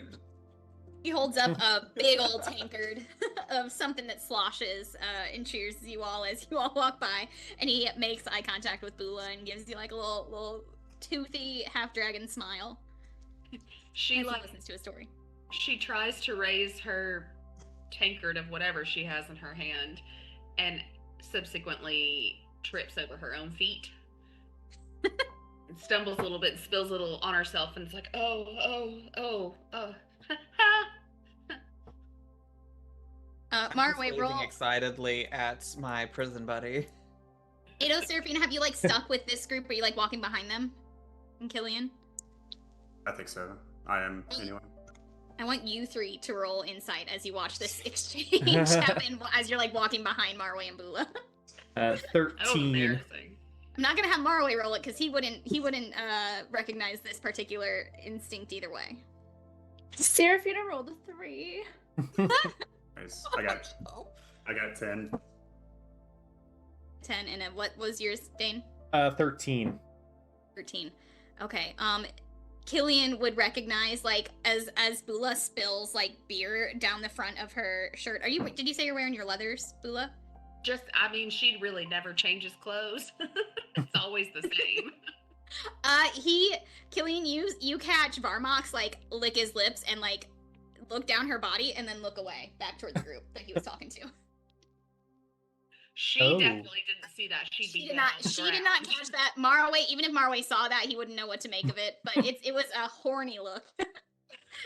is what Killian would recognize. It's Killian just like, Bula, you should definitely not spill more of that on you. And then she suddenly realizes that they're actually behind her paying attention, and she's even more mortified, and she's just like, what? Spill? What? I didn't, oh gosh. And she just like hides her face and like grabs Mara away, just like takes off through the crowd in a different direction. No, what are you doing? We're supposed to be going over and seeing him. No, we're going elsewhere or something. Why is everybody looking at me? You hear as you're trying to escape. Before we go see him. Yeah, as you're trying to escape and Marway is like trying to pull you back, you hear him yell out, Oi, Eidos and the Jets, is that what y'all call yourselves? Come over here and share a drink with us. These are my new friends. See, we've been invited. It would be rude to decline an invitation. Oh, hell. All right. We'll be right there. Why am I doing a thumbs up? He's like already like they've got like a whole turkey roasting over a fire over here, and he's already like pulling off like a leg here, carving off part of the breast there, and like plating stuff up for you guys as you all walk up. She's just watching him carve this meat, and she just kind of spaces out, and he's carving up that turkey and such so good that she just has a little bit of drool start going down. Yeah, he turns to you, Bula, and says, do you like white meat or dark meat? She says, I like meat. I was hoping that was the case. He gives you part of the breast and a big ol' fat thigh. He says, how about some of both? Yes, that's obviously what I meant, so, I mean, yes. And she just, like, takes it, like, ducks and, like, goes over to eat it. like shakes his head a little and offers the rest of you up some plates. He hands Ados. He's like, for the raven, how about some wings? Gives you the 2 wings. Very clever, Varmux. Thank you. And he'll put one wing on a different plate and hand it to Seraphina. That's why you all bring me along for my massive wit.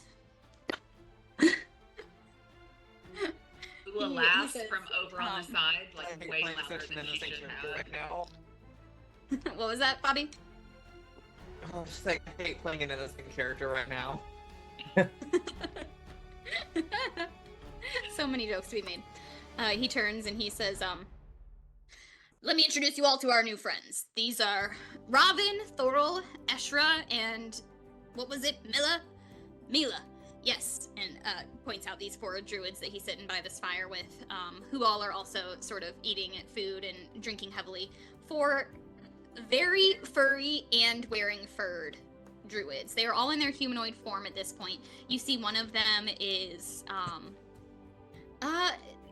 they seem to look human-ish, like the rounded ears, all that kind of stuff, but are like so hairy, like hair all up their arms, all down their chest. That's Thorol, who he pointed to. Looks like humanoid, but almost not quite human all the way. You see he points to this person, Raven, who is like silver, has silver braided hair, and is wearing like very, very fine white furred cloak. And Eshra is looks like a half elf probably, and the one he called Mila is a halfling sitting there, but like the burliest, like buffest little halfling girl. And she's like maybe like a late teenager. But she is so stacked. Like she's got pecs on pecs and shoulders so wide and big old calves. She is the widest little brick house of a halfling you've ever seen. And they're all sitting there, sort of nodding at you as Varmax introduces them. And then he goes through all of your names. These are my companions, the owners of the ship on which I am now a captain, the ones who freed me from the prison I told you about during the sort of mage uprising back home. These are Seraphina, Maraway, Ados, Killian, and Bula. And he sort of introduces you all and sort of gets up to give Bula his seat and just sort of stands, posts up by the fire, eating some chicken and drinking some beer. And one of the druids, the one with the silver braids, sort of looks each of you over quite calmly. And I want you guys to roll a perception check for me.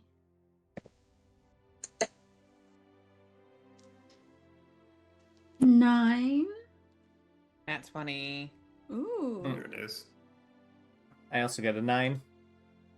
13. Bula was a 19? 19, yeah. Okay, 19 and 20. Bula and Maraway, you two sort of have the same like vantage point standing next to each other.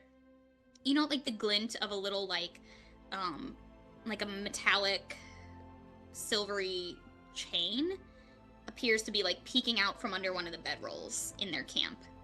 Other than that, no, these look like pretty friendly druids to an extent. They look less friendly and personable than the rest of the druid circles have looked. Like these guys stand out among the crowd as the Hollow Fang druids.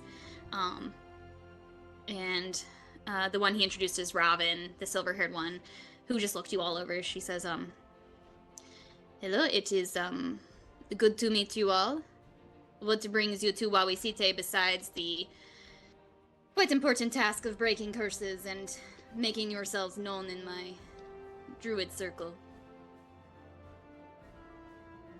Varmax has told us a bit about how you all met, but what business do you have here now with the Druid King? Well, we simply wanted to inform them that the curse on the Undying Woods was broken.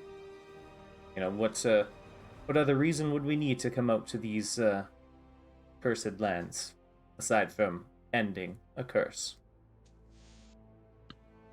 Though we are a bit further north than the Undying Woods, that word traveled well before you arrived on this shore to inform us, but we thank you all the same for what you have done for our fine land here, and Though I do wonder, you are not, your accents are not of Wawisite. You're not one of the tribes from the Far East. You are not of the Leonin, of the elemental ilk. You're all from, as Varmok says, the Middle Continent, no?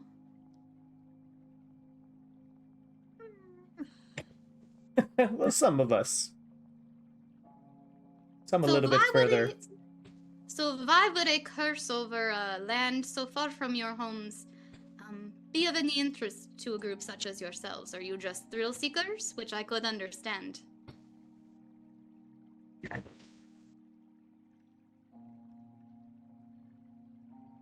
People were in need of help. Why wouldn't that be of interest? And plus, there was an academic interest as well. We were under the employ of the Luminara University, and sort of just got caught up in our little research expedition. We happen to be heroes on the side of being researchers. You are from Luminara. This makes sense. This makes sense. Many have come from Luminara and failed to do what you have done. So, then you know the old Treant.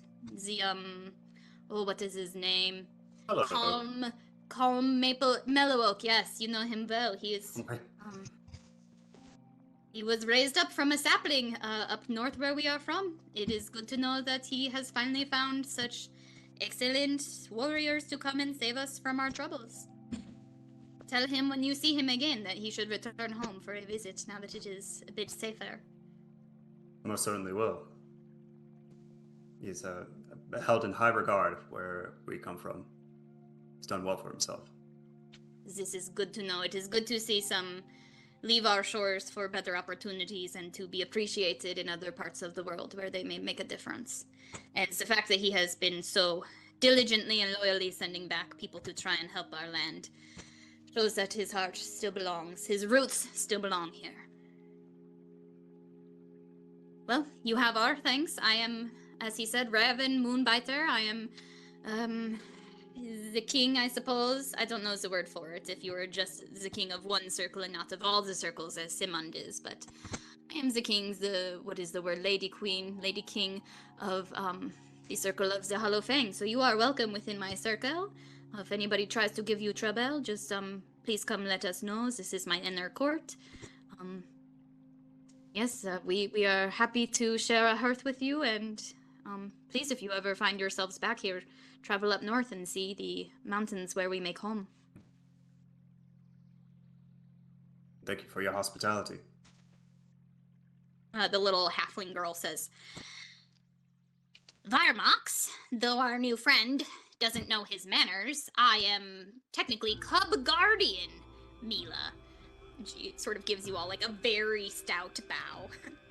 Very serious. And she says, though my, how she says, king has invited you to share our hearth, I agree, but know that if you cross us, I will eat your faces off. And Robin just sort of like pats her and like pulls her back by like the scruff, by like the back of her neck, her cloak hood. Like plops her back down. She says, this is not how we treat guests. You are a good cub guardian, but you have much to learn, youngling. Sits her back down. Bula Yeah, just like kind of prickles a little bit at somebody actually threatening Varmox. I don't think so. Varmox like loves her. Like he goes and like scoots her a little bit further down the log and like sits down next to her and is like, tell me about all of your exploits, cub guardian. I do apologize for forgetting your official title. I know how hard you've worked for it. And she says, I have chased off the biggest of wolf packs and made them my own pets. I have protected the younglings year and year against in the Halfling Village, and we are the strongest younglings that have ever graced the mountains. And she starts going on and on about all the little teenage battles that she's had protecting the younger kids. How she's worked her way up in the group. She seems very prideful, but very precocious. Varmox is endlessly entertained by her stories. Robin says, well, are you going to do this silly, I don't know, flower thing that the Petal Guard are putting on at high noon, or would you like to stay and have a luncheon with us? I know you have many more left to greet if you have not made your rounds yet, so we will not be offended if you decide to move on from our hearth. Well, what are the Petal Guard doing? What's this flower thing? Oh, it is, they have done it a time or two. Usually it is sort of a, intercultural, event, but, it is much less exciting than the relay, for instance, which, by the way, you really kicked our, how do you say, asses at. Well done. That was impressive flying and spell work, especially from your, what are you, a, little goat boy? Little ram man? Looking at my I believe in the common tongue you call it satyr. A satyr.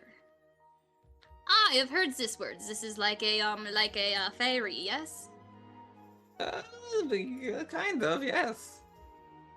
All right. Well, it is good to meet a satyr. I believe there are a few other of your realm floating around here. They tend to get along very well with the druid circles, though not so much ours. But the Petal Guard, I distract myself. I have had a bit to drink already. My morning has been full of many tankards. Yes, they are going to do, the seedling trials. It is a contest of, druid craftery and growing of... It's very slow, and I find it quite, do not tell them I said this, but quite boring, personally, but... It's supposed to show your connection with the land, with the nature, with the greenery. We do not have much of this up where we are from. We are more people of stone and snow than of green growing things. But some of you look like you have a bit of a delicate touch. Looks at Seraphina, and then looks at Glitterbell, who's just like sparkling in the like sunlight coming through the leaves of the trees overhead. Yes, I think some of you would be quite good at it, but it is much more casual, and you get, I believe, a fun little prize if you win, besides just the point of pride of defeating the other circles. So have fun if you want to do it, but we will likely sit out. I don't believe any of the Fang will find that to be a good use of our time here. Have you met King Simond?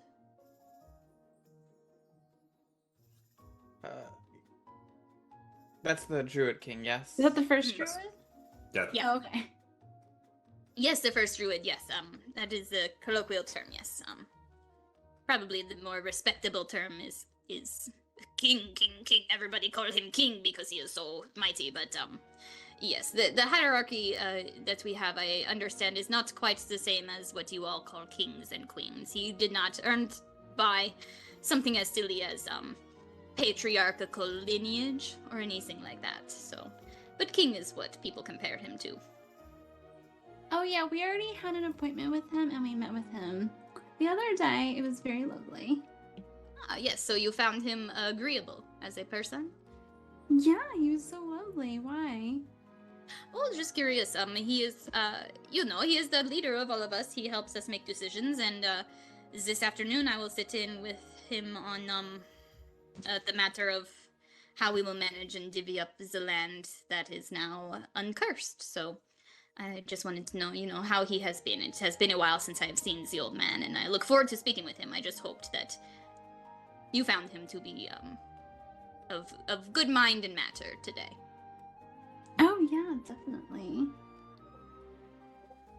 Good. This is good news. Well, don't let us keep you here. And Varmak says yeah, this is just one hearth of many that I plan on stopping by. But if y'all need me, shout around. I'll come find you. But he looks like he plans on staying and drinking with these guys a little bit longer. They have some good, like, dark... The beer that they've given you all are just, like, dark, heavy, like a chocolate stout. Like, so thick. It's like a dessert in a cup. But very bitter as well. Good, but you can feel it. It's hitting you like a hard liquor more than a beer. So at that point where they're just kind of sitting around the campfire and eating and drinking and stuff, Bula just kind of nudges Mar away. She says, "Hey, did you see that sticking out over there? That seems a little out of place, doesn't it?" And she points to where the chain is sticking out of the bedroll. Yeah, you just see like a little bit of links sticking out. I don't know. Should we ask them about it? Can we do that? I don't know. I don't see why not. I find that not everybody is as straightforward as you are. That's probably true. And then, I don't know, are we kind of sitting just like around the campfire? Yeah, To and each everybody's other? talking enough. Everybody's talking enough that you can have sort of a private, like, aside if you need to. But yeah, everybody's sort of sitting around. And you're one campfire amongst many. So people are coming and going from your fire as well from others. This is a camp within camps.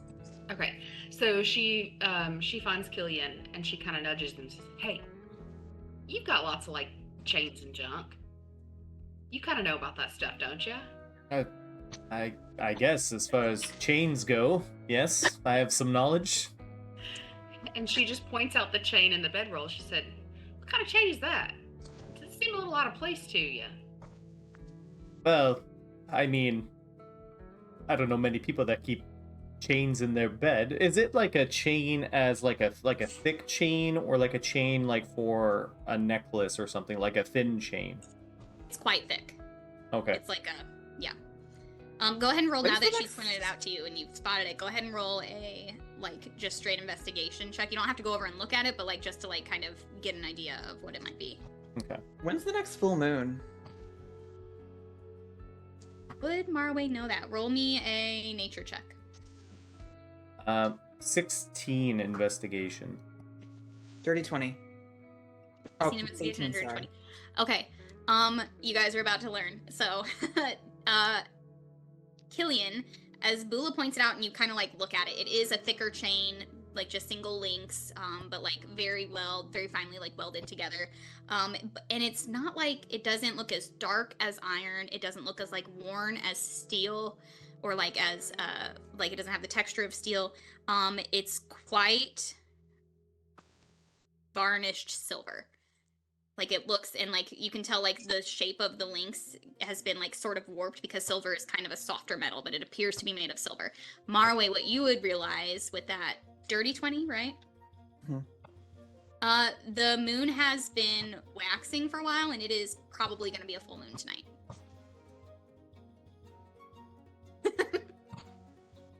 I'll let you all take those pieces of information for what they are. Is that so? So That is so. Killian will look at the chain and just kind of analyzing it and be like, it doesn't look like it's made of steel or anything like that. It's just, I wish I could get a closer look, but I know it's not. It's definitely not made of steel. So, take that for what we will. Would I know it's silver? Like, just kind of like personally know it's silver without like actually being able to touch it or anything like that? Yeah, without being able to touch it, you would have to narrow it down to, it is either like silver or like in color and in like the texture of like the sort of wear on it. It is either silver or platinum or maybe like a white gold or something.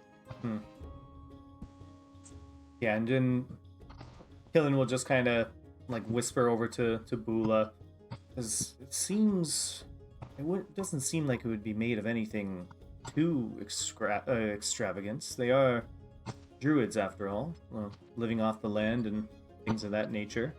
I don't imagine they'd be the trinket keeping type, so it must serve some kind of purpose. I guess it just looked so out of place. I don't know. Killian, you investigated it for a minute by just like looking straight at it, yeah? Yeah. I just rolled for the 4 Hollow Fang druids sitting around the fire, and one of them, the half-elf, got a nat 20 on that. And you can see the half-elf looking across the fire, sort of watching you, looking at the chain. And he sort of like stands up and comes sort of like very casually walking over to you all. And he's like a little bit shorter. He's like maybe like 5'1". And he's just wearing this like very simple like sort of brown fur mantle, and has his like long, it looks like ashwood, like a white wood druid staff. And he like sets it down and sits down next to you, Killian, and says, I understand you have noticed we left a bit of our personal belongings visible, and that is not something we like to do, but I just want to reassure you, we are the Circle of the Hollow Fang. It is easy to let your preconceived notions about lycanthropes make you afeared, but there are a few amongst us, not all of us, but a few amongst us who are sort of unwilling shifters, or some willing shifters, who follow the way of the moon, and we just want to reassure you, since you are outsiders, that this is just a way of life, and if you have questions, you are welcome to ask them. We do not want to make you afeared for your companions or anything like that. Seraphina, overhearing this, she will... Yeah, you can all kind of hear this. He's sort of telling you all. Yeah, she'll say like, oh, don't worry, we're not judging. I keep restraints by my bed, too. And she'll like, wink. Roll a charisma check, like a persuasion check for me. He rolled a 4. 16. He just instantly fell in love with you. He doesn't know what you mean by that or why someone so pretty would say something like that. He looks down at the ground and just like stares into the fire for a second. Totally loses his train of thought as he ponders like, what does that mean? How much would you say Killian might know about like lycanthropy, just from like his upbringing and study? Probably a lot. You like are quite literally trained as a monster hunter, so I'll have you roll with advantage. Roll me either a nature or an arcana check. Both are awful. All right. 13. What do you have that's better? You can roll me like a history. Okay, can I do history? Yeah, if Killian would like just research the history that you've read, yeah, absolutely. Roll me a history check. Yeah, so 17. Mm-hmm. Okay, yeah. So I think that I don't know that Killian would have ever like come across a lycanthrope, a werewolf before, or like you would know that there's like werebears, there's werebadgers, there's weredragons, but mostly there's werewolves. You know that they don't have a lot of control of their shifting. You know that it follows the full moon. And you know that they're quite dangerous once they've shifted, but with the right, like, a lot of community support, a lot of planning ahead and maintenance of their life, they can plan for it, they can adjust for it. It doesn't have to be a death sentence. It tends to be. All lycanthropes tend to kind of lose control at some point, but this druid community seems like strong. Mm-hmm. Far be it from me to say anything about your customs or your ways. It seems like you keep a rather tight control of your circle here.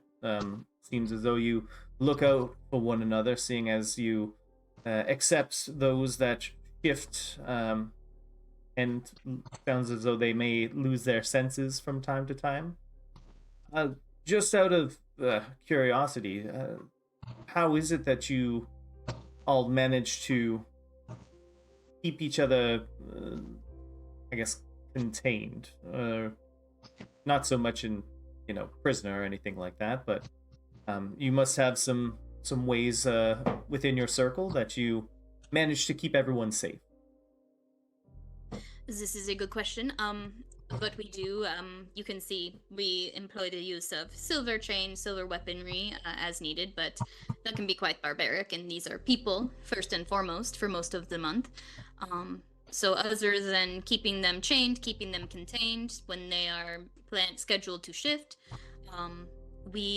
most of our familiars, many of our familiars, and he sort of like gestures out to the community at large, the whole camp, where you see mostly all of these druids have various familiars with them or like wild shape forms, but this group has the most like monotonous, I don't know the word I'm looking for, the same. They all have some sort of like canine, like you see a couple like large wolves, you see even a few dire wolves, you see a lot of like big dogs, like a range of different large mutt dogs, some wild dogs, like smaller, scrappier looking dogs. He says, we, most of our familiars end up being the wild dogs and canines and wolves of the north. and they have actually helped us. They teach us a bit about how the hierarchy of the canine works and how they keep each other safe even when there are what they would call a dog fight, although that is a bit of a scrappier term, but for lack of a better word, yes. We learn much from our canines, and they act as sort of a warning system. So as they post up with those who will change on each full moon, and they do their part to make sure that even in transformation, that the lycanthrope is not ever alone. For a lone wolf is dangerous, but with its pack, it can be reasoned with. We find. So, are all of your familiars, are they trained specifically that way, or do you find it's something that they just naturally have an instinct for? I think it is probably a bit of both. That is sort of a question of nature versus nurture.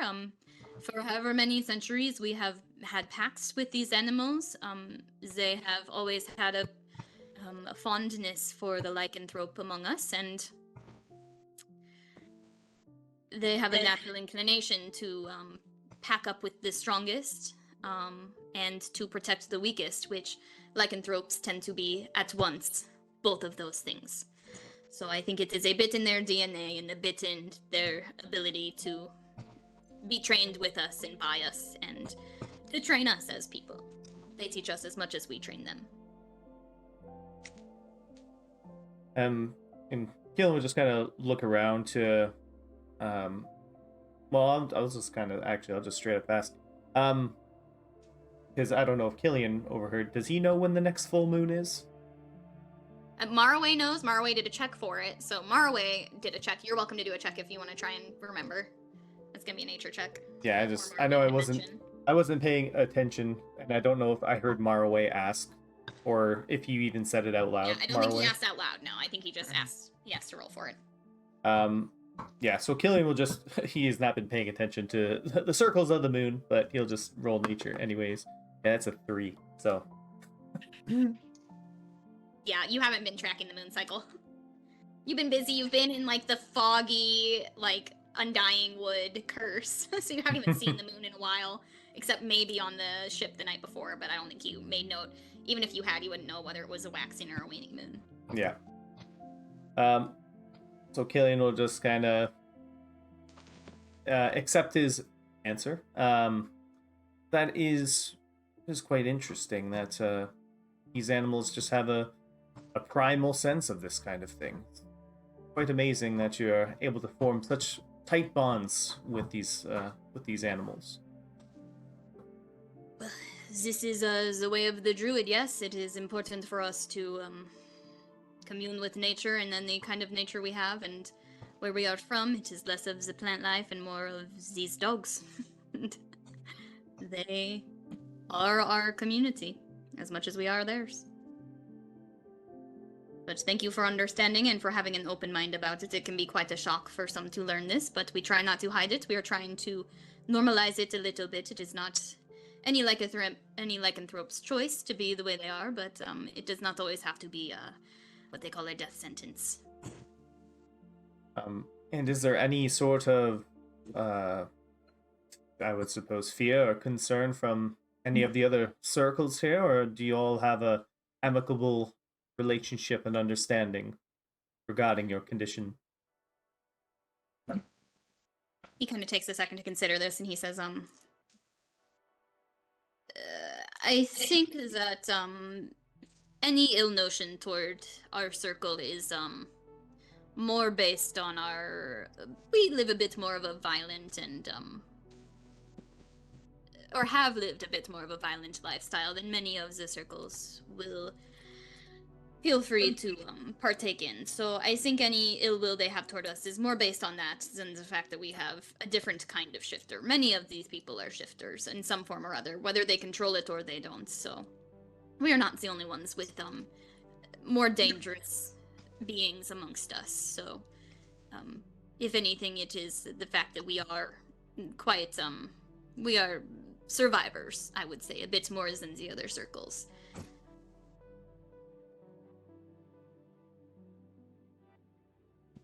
Does And, it hurt when you change? What was that? Does it hurt when you change?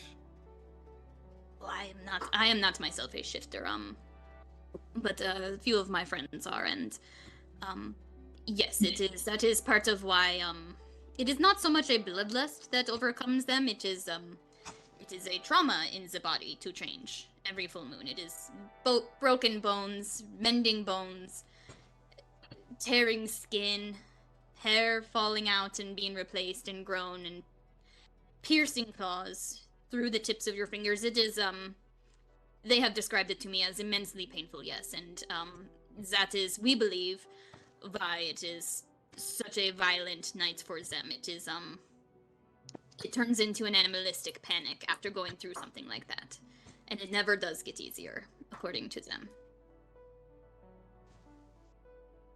So we fear it is not a unquenchable need to kill that overtakes them. It is the panic of a caged animal being tortured, if that makes sense. A hit dog barks, I believe is the saying.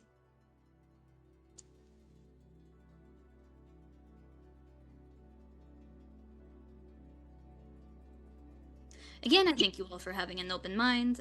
Feel free to ask questions. This is how we normalize and make it a bit less of a shock for the general community at large outside of Wawasite. So I thank you for taking the time to listen to me. And if you see someone going to bed with a silver collar on her neck and a chain to a rock, maybe just keep a wide berth for the night. And should we expect that tonight, or? Yes, Oh. tonight is a full moon. Oh, so, okay. It's a clear day and will likely be a clear night. So, yes, it is. It would be wise after sundown to probably stay within the other camps if you stay out of the walls at all. I do have a question. Does the shifting occur as soon as the moon press over the horizon? Does it have to be at the very zenith of its rotation in the night sky? Well, this is an interesting question because depending on the tilt of the axis of the Earth, as we understand it, the moon may not even reach a high zenith; it may stay low. It may be visible midday. It seems to be when the sun goes down. If the moon is visible, then the transformation is quicker. I have seen the moon during the day before, so Yes, these are interesting days. I've seen a half-transformed lycanthrope, and it is not a pretty sight. In mid-afternoon, it is not cute. Very bloody. Wait, you said half transformed? Like, which half transforms? Is it the top half? Oh, it's the like bottom? it's like different parts. It's like one fang, 4 claws on one hand, none on the other. One big dog eye, the other one still weirdly human and bloodshot. Lots of fur growing out of the cheek. I've seen someone accidentally grow fur out of their tongue. It was horrible. Oh. That one was a mess. They were a mutant. I don't know what to say about that one. they died a long time ago. Oh, okay. All right. Well, thank you for this very wonderful lecture about your people. I think I am going to watch flowers grow. This is wise. Not everyone is cut out to be of the fang. It was lovely meeting you all. Stay inside and after dark. He goes back over and sits back down by his friends. Yeah, and Killian's actually going to go head over to the seedling trials there. Okay, yeah, it's getting closer to noon. You guys have been chatting with this group for a while. So it's getting closer to high noon. You can take your lunch with you, your brunch, turkey legs and all that, and your beers. Give them a cheer. And do you all want to head over to the seedling trials, or do you want to just let Killian go? And you'll split up the party. Let's do some flowers. Okay. All right, flower time. Okay, yeah, you all go back over to the grandmother maple tree, which, as I said, it's a maple tree, but it is bigger than like a redwood. It is house-sized tree trunk and taller than can be believed. And around it, a bunch of the petal guard have been setting up. It looks like all morning they've spent after the race setting up like just like little circles of flower petals. They've been like Druid crafting little mushroom circles everywhere. They've been just like decorating the area in their little petal card way. But trying to like incorporate some different things from the different groups. Like for the Fang group, they like laid out like stripes of like animal teeth of some kind, like different fangs and molars of different animals, just like lined up. They don't know what to put down for the Fang group, but there's like little mushrooms everywhere. There's flower petals. Yeah, and they lay out a bunch of decorations and stuff. There's benches set up, but mostly there are an array of little wooden pots filled with nice, beautiful, dark soil. And one of the petal guard circle sees you all approaching and comes running over. And she's like a little she's a little druid, or a little. Of course, she's a druid. She's a little satyr, actually.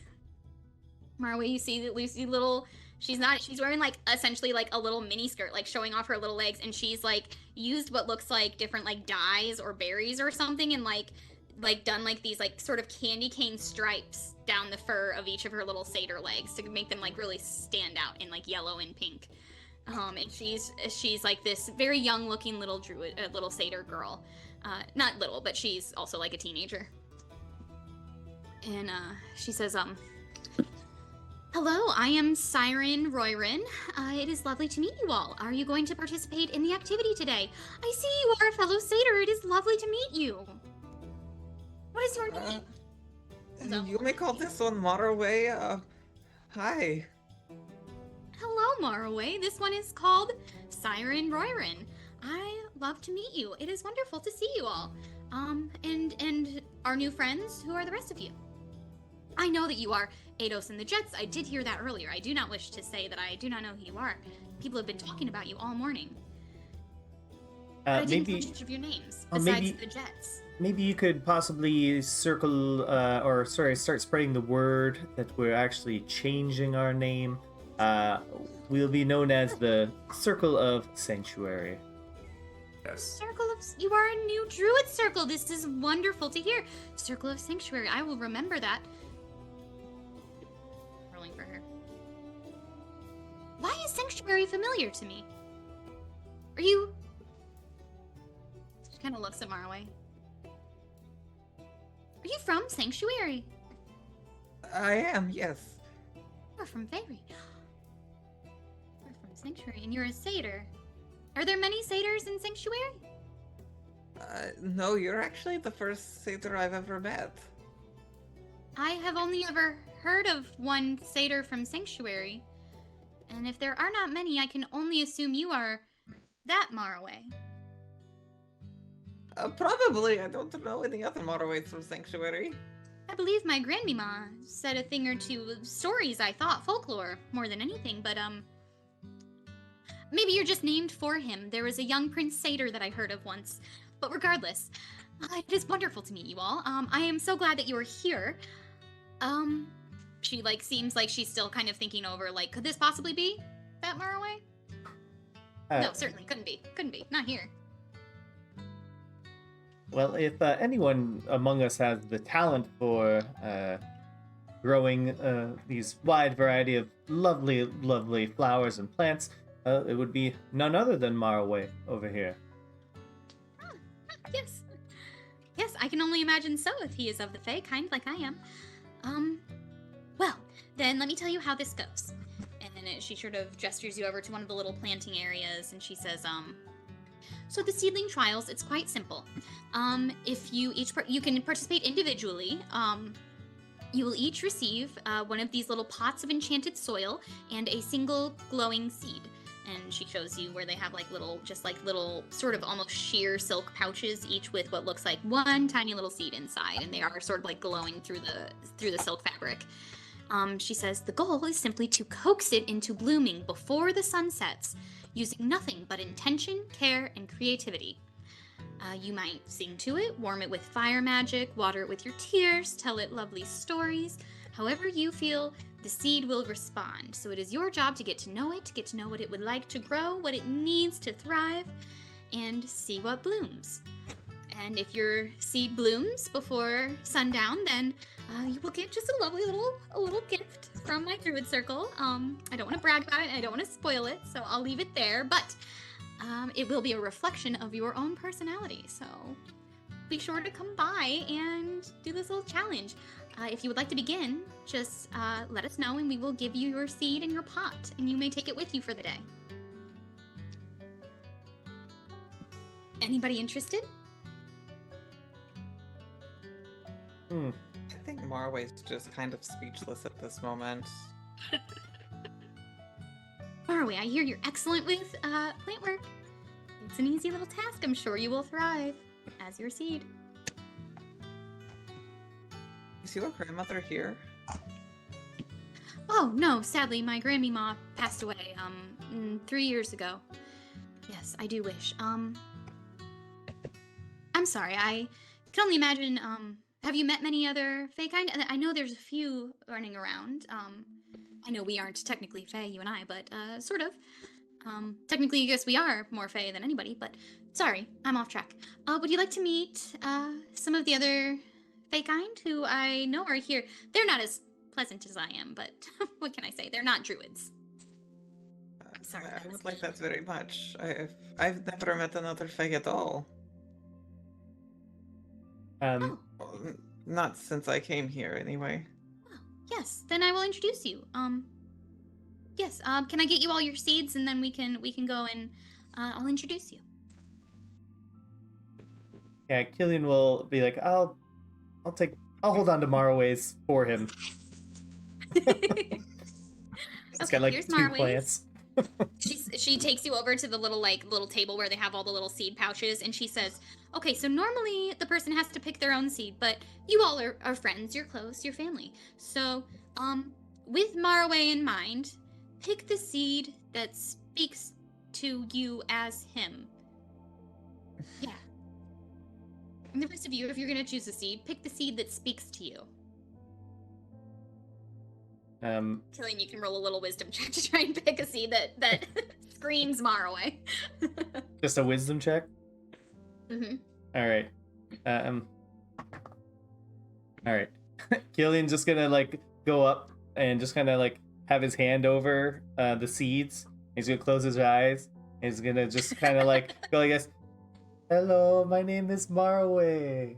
Hello, my name is Marway. Just trying to find which one would be best. I rolled 13. Okay. I can't believe I've ever said that. I don't think I've ever said anything like that. You drop your hand like a crane game and pick up a pouch, and you pick up his little like soil pot, and it's like a little. They all have sort of slightly different colors that they glow, and you picked a little glowing orange seed, and you can offer it to Marway, or you can plant it for him, whatever you want to do. Let's just look over to Marway. I got one for you. I think Marway at this point, honestly, is completely disassociated from the entire festival. That checks out. All right, I'll just hold on to it over here. It's okay. Just, You know, like watching raising this a other Seraphina? satyr. He's a bit of a strange boy, is he not? Boola's He's just kind seen of- that I'm sorry, he's- he seems shy. Boola's seen that he's kind of checked out seeing another satyr and somebody else talking about sanctuary, and she's just gonna stay right at his back, just watching him, making sure he doesn't like accidentally tumble, into a problem. Right. And she's just kind of keeping everyone at a slight distance from him while he deals with this. Just kind of like bodyguarding him a little bit, standing in between him and other people. Yeah, certainly. Yes. Do any of the rest of you pick up a seed in a pot? Yeah, so as this is happening, Seraphina is hoisting up Glitterbell to try to sniff all the seeds, and Glitterbell's gonna pick one out for her. Okay. Just like getting her nose all up. Sure, and I'm just gonna let her chomp one for you. I'm not even gonna make you roll for it since Glitterbell is the one picking. But she picks one and like, when she realizes it's not a treat, spits it out into your hand. Yeah, she's Not edible, Mom. in the pot. I hope it's not destroyed. Yeah, you can plant it down in there. It's probably good for it. That's a little damp. You're supposed to soak your seed before you put it in. It's helping get a head start. Certainly. So we have Marway seed. We have Seraphina seed. Anybody else participating? But I think Anos will kind of heavy sigh again, and he'll just go pick up the seat in the corner nearest him and just like, get on with it. Yeah. Silly game. Plant it in your little enchanted soil. Okay, and Royrin kind of looks at the rest of you and says, "Okay, well, I'm glad that some of you are participating. So yes, make sure you come back at sunset, so we can all judge and see what grows from your soil pots. And Marway, I can understand if you're a bit shy, but if you're ready, I think I can get away." And she like looks at the other druids in her circle, and they're kind of like, "Yeah, go ahead. Like we've got this covered." They're kind of handing out pots too. She says, "Yes, I can get away for a while if you want to go find some of the other Fae and have a conversation. Would you like to do that with the rest of your group, or would you be more comfortable in a smaller group setting, like just you and I? Whatever you prefer." Bula will come with me. I will absolutely come with him. Okay, excellent. The rest of you, you're welcome to stay here and chit-chat with my circle. We have much to teach if you're interested in herb craft or general. We do much of the farming and food cultivation for Wawasite out in the fields. So you're welcome to stay and chat while I go introduce Marway to some new friends. And Rayron, which circle are you a part of? Oh, I am one of the Petal Guard. Oh, okay. Yes, Sure. we are quite adept with the plant life and the flora. All right, well, let's go. Do the rest of you, Ados, Seraphina, Killian, do you guys want to break off somewhere else? Do you want to stay with this group? Anything in particular you guys want to go do while these two break away and go make some friends? Yeah, I think Seraphina's gonna stay with the Petal Guard, and she's gonna try to recall all of her herbology classes from Leonora Okay. to impress them. Okay, I'm gonna jump back to you guys after we do this, aside with Marway and Bula and Royrin. So she leads you out into the crowd, and she kind of like tries to make some small talk, mostly directed at Bula. She's kind of clocked that Marway is feeling shy. She just thinks he's kind of a shy guy. So she says, "So I was born on this plane. I have actually never visited Faerie myself, though my grandmama told me many stories. Where are you all from?" I'm from down in the holler. Down in the holler. We have many She hollers just here. kinda looks around, kind of like, is she talking to me? Like, The holler. That sounds lovely. I have been in many a holler. I spend much time picking heather in the holler. So that's lovely. I can relate to that sort of upbringing. And I know, obviously, where Marway is from, and she sort of leads you all out. And on the way, you do catch a glimpse of First Druid Simmond, and he, little bearded gnome man with all these, like, he has braided intricate braids into his beard, and like has like freshly oiled it, so it's very like sleek and shiny, and it has all these little flowers and things braided into it, and he has just another like little tribe of children just following him around, trying to like put more flowers in his beard and like tugging on his hair and climbing up him. And he says, yes, you've met Royrin. This is one of the sort of your ilk who I wanted to introduce you to. So, Royrin, were you taking him out to meet the Eladrins? And she says, yes, I was actually. This was a happy happenstance that they came out for the flower contest. So I'm taking him right now to meet them. He says, excellent, good, saving me time. And he like immediately like rushes off, tries to get away from the children, tugging on his hair. And she leads you, and she says, now, not every Fae, I understand you haven't met any since you've been on this plane, and not every Fae type is as bright and bubbly as I am. Though it's funny that I say bubbly. You'll see why soon. It's kind of a joke. Don't make that kind of joke around them. They are not as nice as I am, but they will be amicable, I am sure. So, keep your wits about you. They're a little tricksy sometimes. And she leads you out by the lake.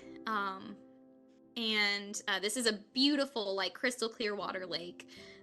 Goes on for miles, and it's sort of like, instead of like sand or mud sort of beaches, it's just like little, like, almost like flat slate rocks that lead down into the water. So all these cute little rock sitting spots along the edge of the lake. And you can see this is sort of where the mycelial circle of druids, like the mushroom sort of druids, have made their camp along this lake, where it's a little bit damper, obviously. So you can see there's lots of like druidcraft mushrooms growing everywhere, like massive tree-sized mushrooms like you've seen before. Lots of that kind of stuff around here.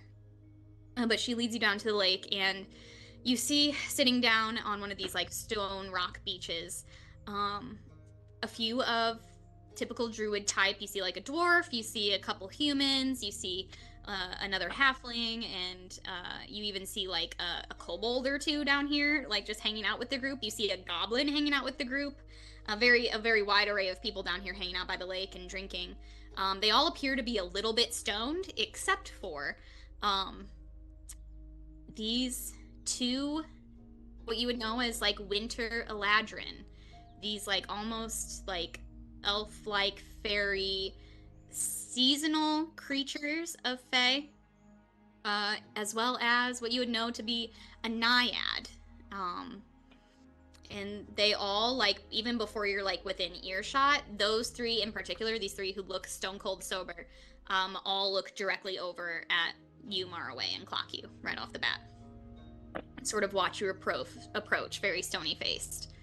The naiad gives you like a friendly smile, but the two winter eladrin look icy, which is both literal and figurative.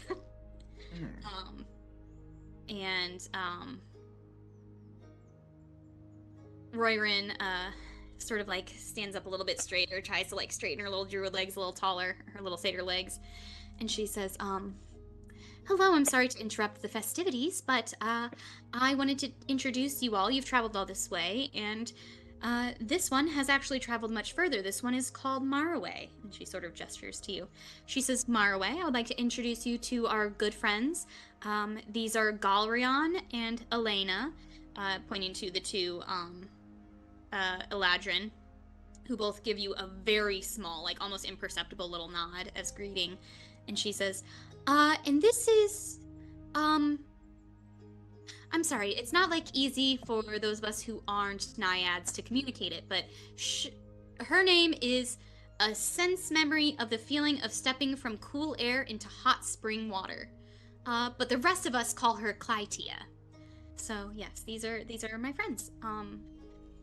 And the naiad sort of like does this like very subtle little like look up and down at you, Maraway, and she says, you are one of the Fae. That is interesting. Where are you from? I am from a realm called Sanctuary. Sanctuary. I'm gonna roll for those three as they all listen to you.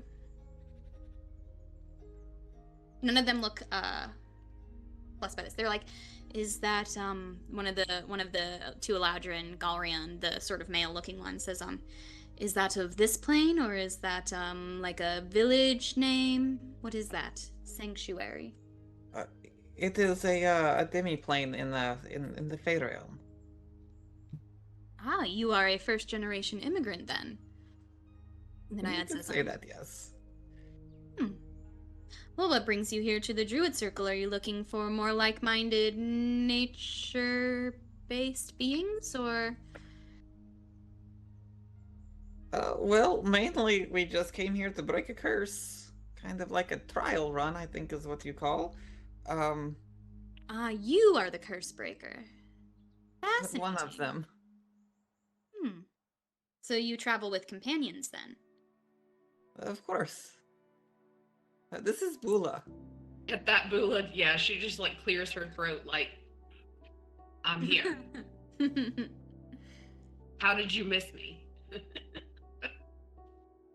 Bula. Bula, that is a very, that is a name. It is good to meet you, Bula. Far away in the Naiad That's sort of the tries name to like, that my mama gave me. oh, And how she quaint. just kind of looks at the dryad like, what's your problem? That is quite quaint. Mothers naming their offspring and not having the name given to you by your deeds. Interesting. Well, it is lovely to meet you both. Is there anything we can do for you while you're here? This is not our normal waters. But it is always good to meet a fellow Fae. I don't know. I just mainly just wanted to meet someone. Have any of you ever been to the Feywild? They all look at each other.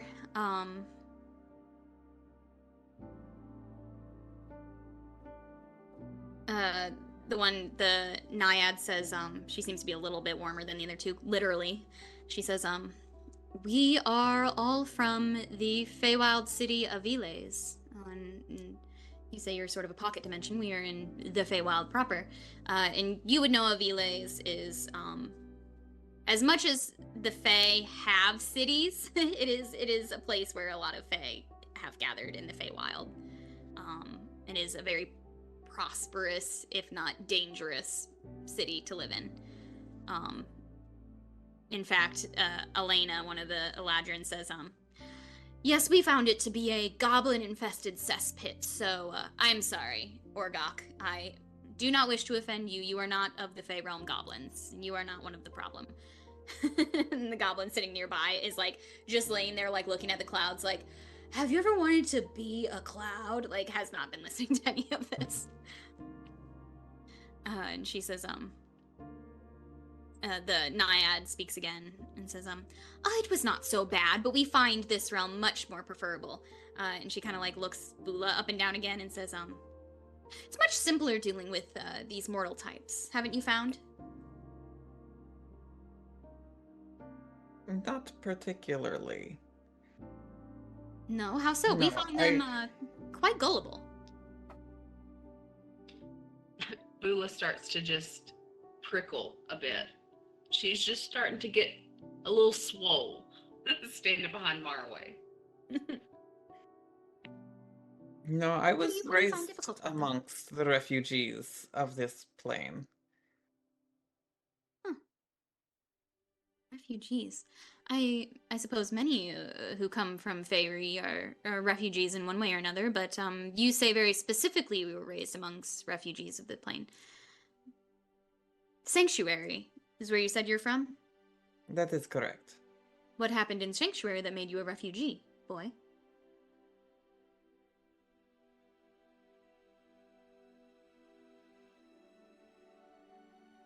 An evil dryad took it. I had to flee. As you see, our kind are not as hospitable as we would like to believe ourselves to be.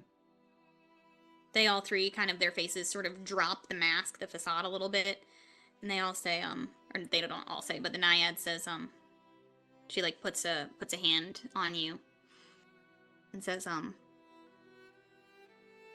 sorry we have been, uncouth. I am sorry that this has happened to your home. What is the name of the evil dryad you speak of? And does she still exist? Her name He is wiped her from the Irkaniton. realms. They all kind of look at each other, and the two Eladrin kind of shrug.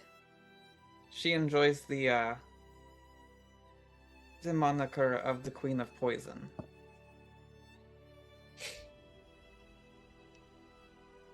They all quite a bit more serious now. The Naiad sort of like waves her hand toward the very stoned druids all sort of napping on the lake's edge and says, "You all go find something to drink. We have conversation that needs to be had." And they all sort of get up almost like dazedly and wander off, the druids, so that it's just you two and these three fae left behind. And the male Eladrin leans in and says,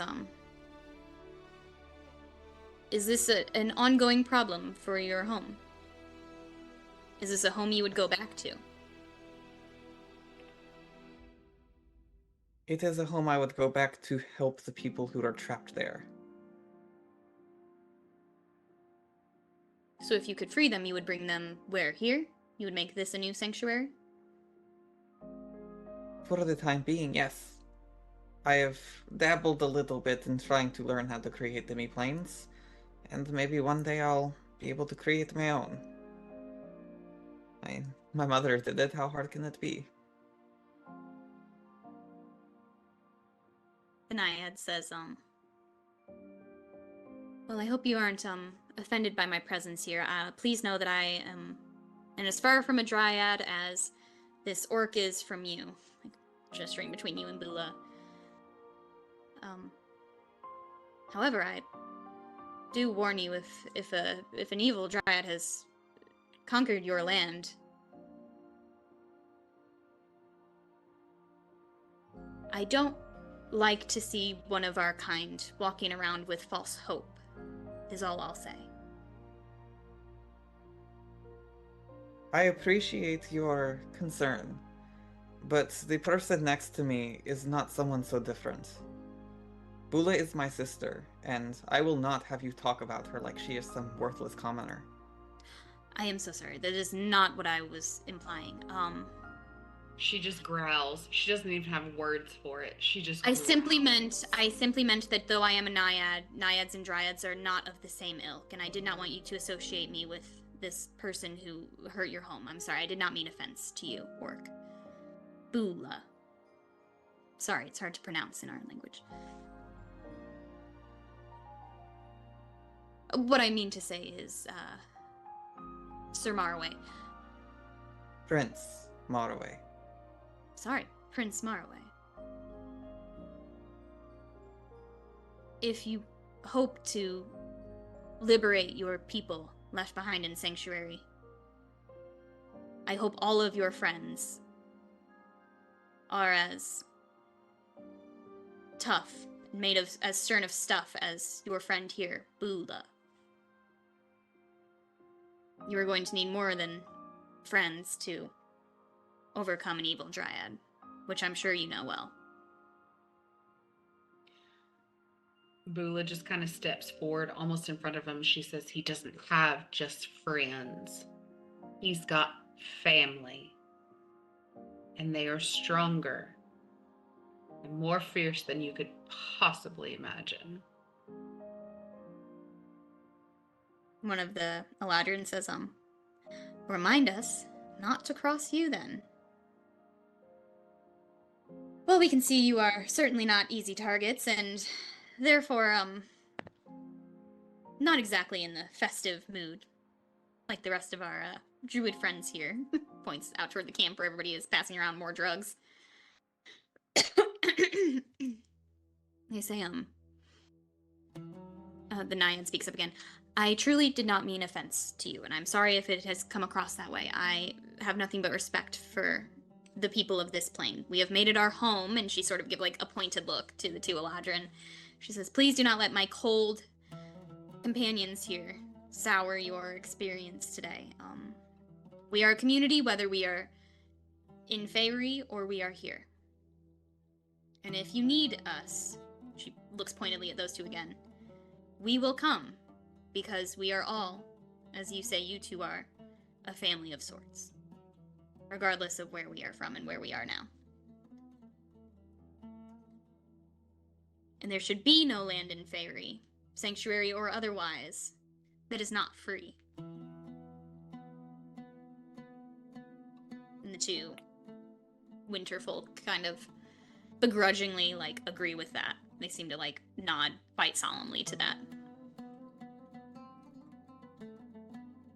think Marway is going to pull out one of his little calendula seeds and pass them a flower after it's bloomed. If we need you, we will call upon you. And we will answer. It was good to meet you. Please treat these druids, points again, a third time at the two winterfolk. Please treat the druids with respect. They have been a welcoming community to us. And they will be to you if you let them. Of course. Where I am from, respect and hospitality are law. And I think his eyes are kind of cutting over at the Eladrins. Yeah, they look, they kind of like look away. Won't make eye contact. Try to look bored. Well, thank you for introducing yourself, and we will answer if you call. We wish you best fortunes. You as well. Prince Marway. And I think he's just gonna grab Bula's hand and just walk off. Yeah, I think, Roirin is standing there, like, very anxiously, like, twisting one of her braids, like, so, yes, I probably should have warned you, they can be quite rude. I really do hope that, they haven't ruined your good spirits, but, you know, they're fine folk once you get to know them. It is okay. There will always be people who are ignorant on how to converse properly. I couldn't agree more.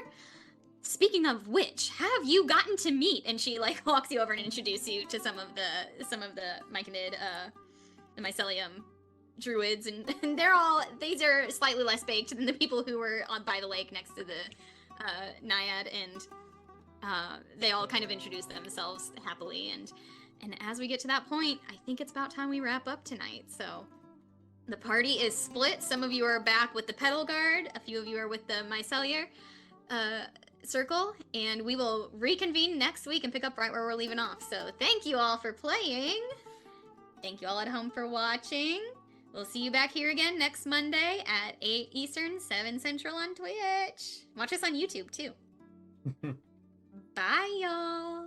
Bye bye.